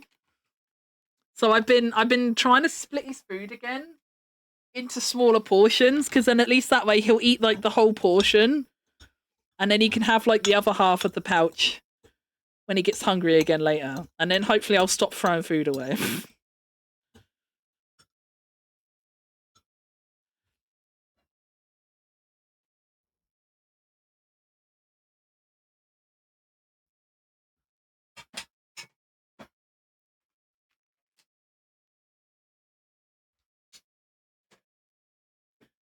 It is a bit unfortunate that he's having a low appetite phase at the moment because he has had them before. He like kind of goes through phases where he has a lower appetite. But it is unfortunate that he's in a low appetite phase at the moment because like I said, like the vets did bring up on Wednesday like how bad his liver swelling was. And like they reminded me to keep an eye for like changes in appetite and stuff. So I'm trying to tell myself not to worry about it and that like he does have his phases like this and you know in a week or two he'll probably be back to eating like a whole pouch in one sitting again.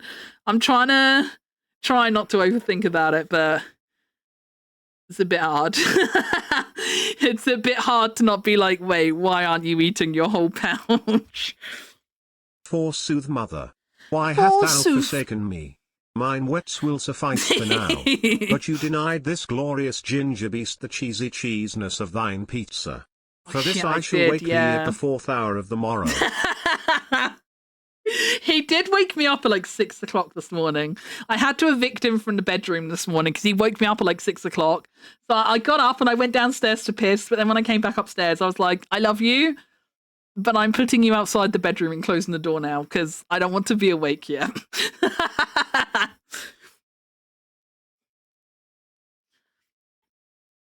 The Guided Scrap Heat Challenge now has a mace green electric show on YouTube. I don't know what those words mean in that context.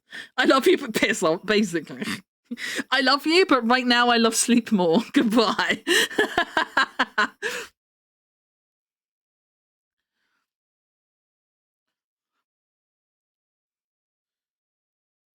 He just picks different things to build, talks about the process, and geeks out about the movie. That's pretty cool. That's pretty cool. I've had him in my recommendations a few times recently.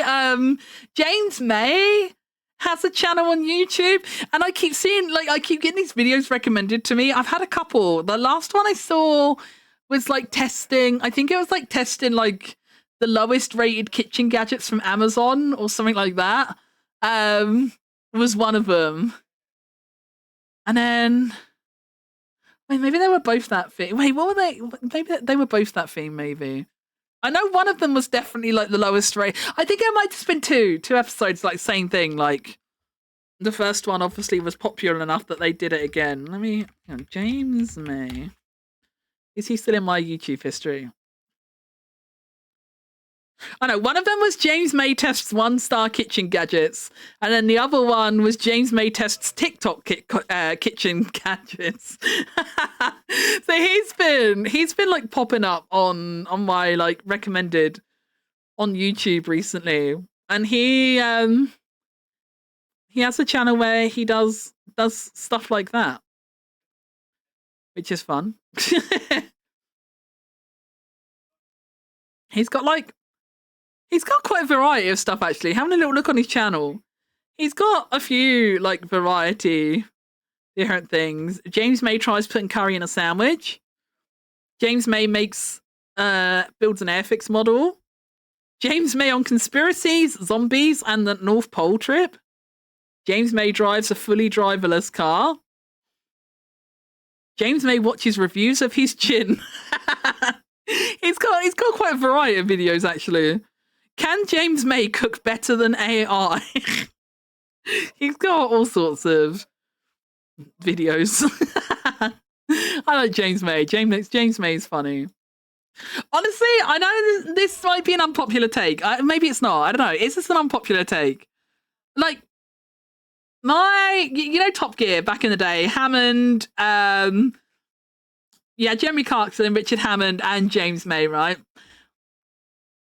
James May was actually my favourite. My ranking of Top Gear presenters, I used to watch Top Gear with my brother when I was younger, and James May was actually my favourite presenter. My second favourite was Richard Hammond, and honestly, I never really liked Jeremy Clarkson's vibes.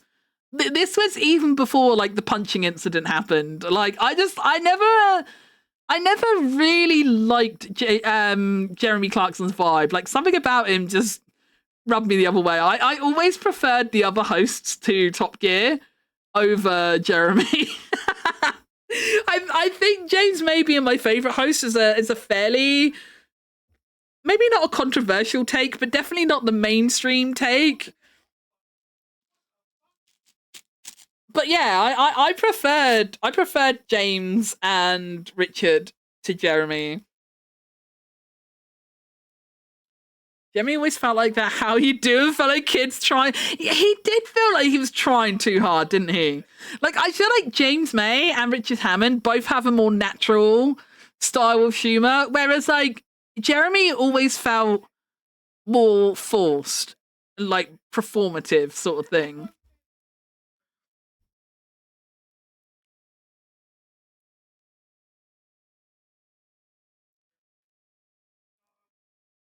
Wait, you have James May and Mode Sponsi. Wait, that's incredible. Because I'm dairy free and we have his face hit me instead of cheese. Oh, we have his face hit me instead of cheese, and it says James May do not cheese. Oh my god. Richard was just an internal midlife crisis. James felt the most authentic. James was very laid back in his attitude. Yeah. I remember, he had... I can't remember what it's called, but James May had, like, his own show for a bit a while ago where he did stuff. I remember one of the episodes was, like, they built a house out of Lego, as in, like, an actual, like, full-on house, like a people-sized, like, actual house, but out of Lego. I remember he did that, and he did, like, some other episodes where he would, like, talk about, like, like, stuff like model trains and stuff like that. Like, it was really interesting. I can't remember what it was called.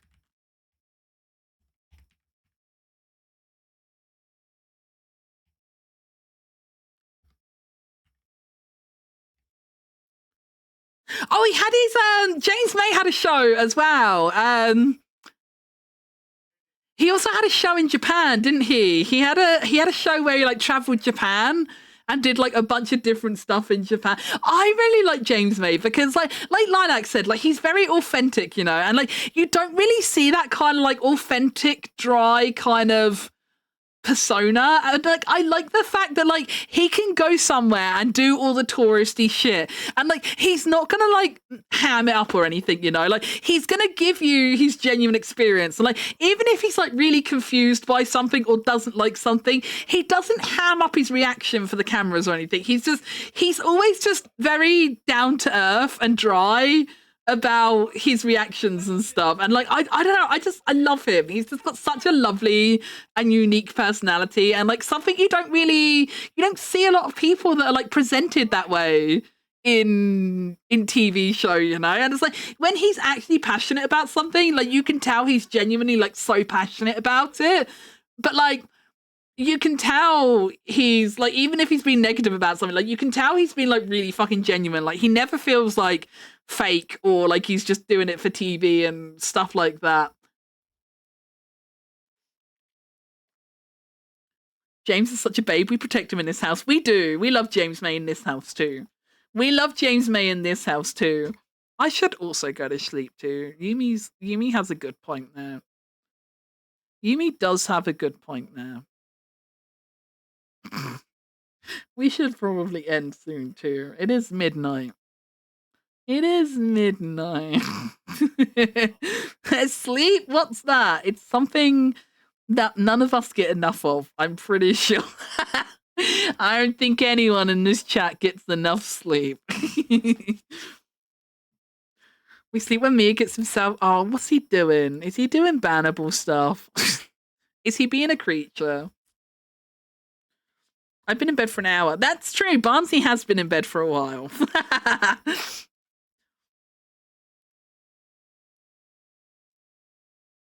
They also did a long model railway on that. Yeah, I remember there being a model railway episode as well.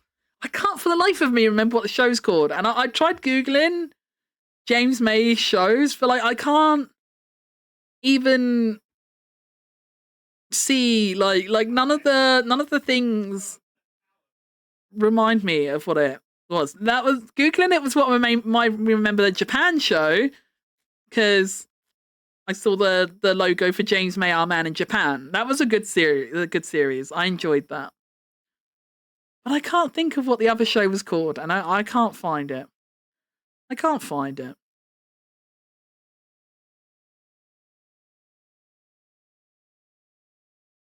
But it was a good show.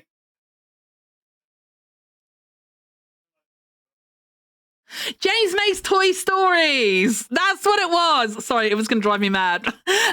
Yes, Toy Stories. It was that one, Bobbington. Yes, you're right. Yeah, I just copied it across. James May's Toy Stories. This is a documentary show that features James May bringing the favourite toys of past eras into light with life-size, large-scale endeavours. In each episode, May delves into history of the featured toys and announces the grandiose building plans for the day. Yeah, because they made the big Lego house and like the big train set and stuff. Yeah, that was a good show. That was a good show. I enjoyed that one.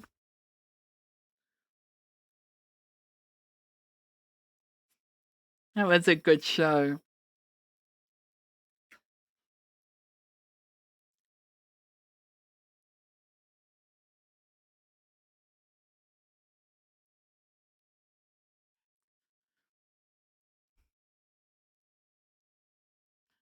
I clicked on not long ago that he was making us screenshots, and well, yes, it is in the game. Oh wait, hang on, we're talking about Mia here, right? It also says that kind of context is permitted in the context of the game, but cannot be on the screen for an extended period of. I see. I'm just yapping, and like I have a doctor's appointment in the hospital. Oh no, Barnsley, go to sleep. Wait, actually, I've been yapping. I don't have the stop raids for 1 hour button anymore. That means I pressed that over an hour ago. Whoopsie. Let's press that again so no one slips through the the net. What's that backwards thing? It's the YouTube video. I flipped it round because like I didn't want to take up the aquarium, so like I just flipped the image source because there's this big rock on this side here. So I was like, I'll put my model in front of the rock, and then I'm not going to be blocking anything like too exciting that happens in the aquarium. But like, I didn't want to be this side of the screen because originally the rock was over here, and I didn't want to be this side of the screen because that's weird. I don't like being on the left. It's not right. So I just in OBS I just like flip the source around, so yeah, the text is backwards. Let's have a little looky who's about on Twitch. Do we fancy raiding out to someone? Ah, no, shut up, Migu. I don't want to hear you. Or do we do the funny? Do we raid into Mia in time to go to bed? Do we do a Mia I'm sleepy raid?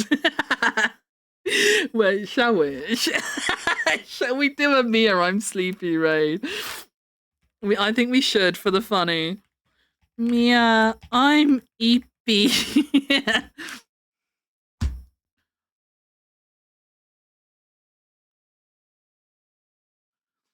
Wait, let's get some emotes. Please get some emotes. We'll do this one.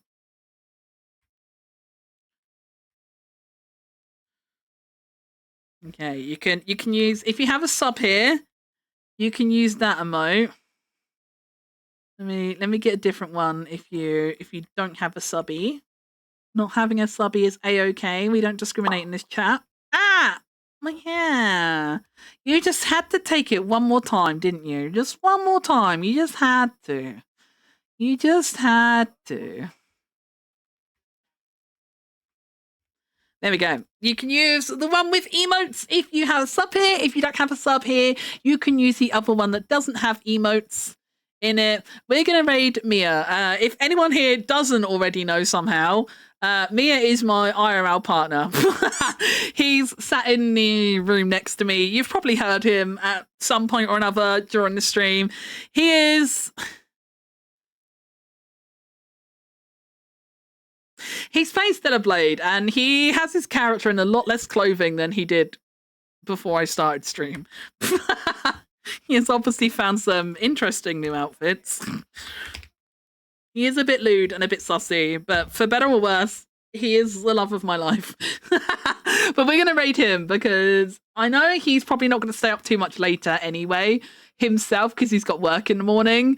So it's just funny to raid him. It's just funny to raid him to tell him I want to go to bed. But I don't know if he's heard me. I don't know if he's heard me. I don't know if he knows I was streaming or not. He might be surprised I was streaming. I don't know. But it'll be funny anyway. But yeah, thank you for hanging out, everyone, today. I am doing Monday tomorrow. We are back to Monday this week. We don't have any weird change of plans. So I won't be streaming tomorrow because it'll be Monday. I will try my best to be more present next week. I can't really make any promises. I will probably still hang off schedule for a little bit longer.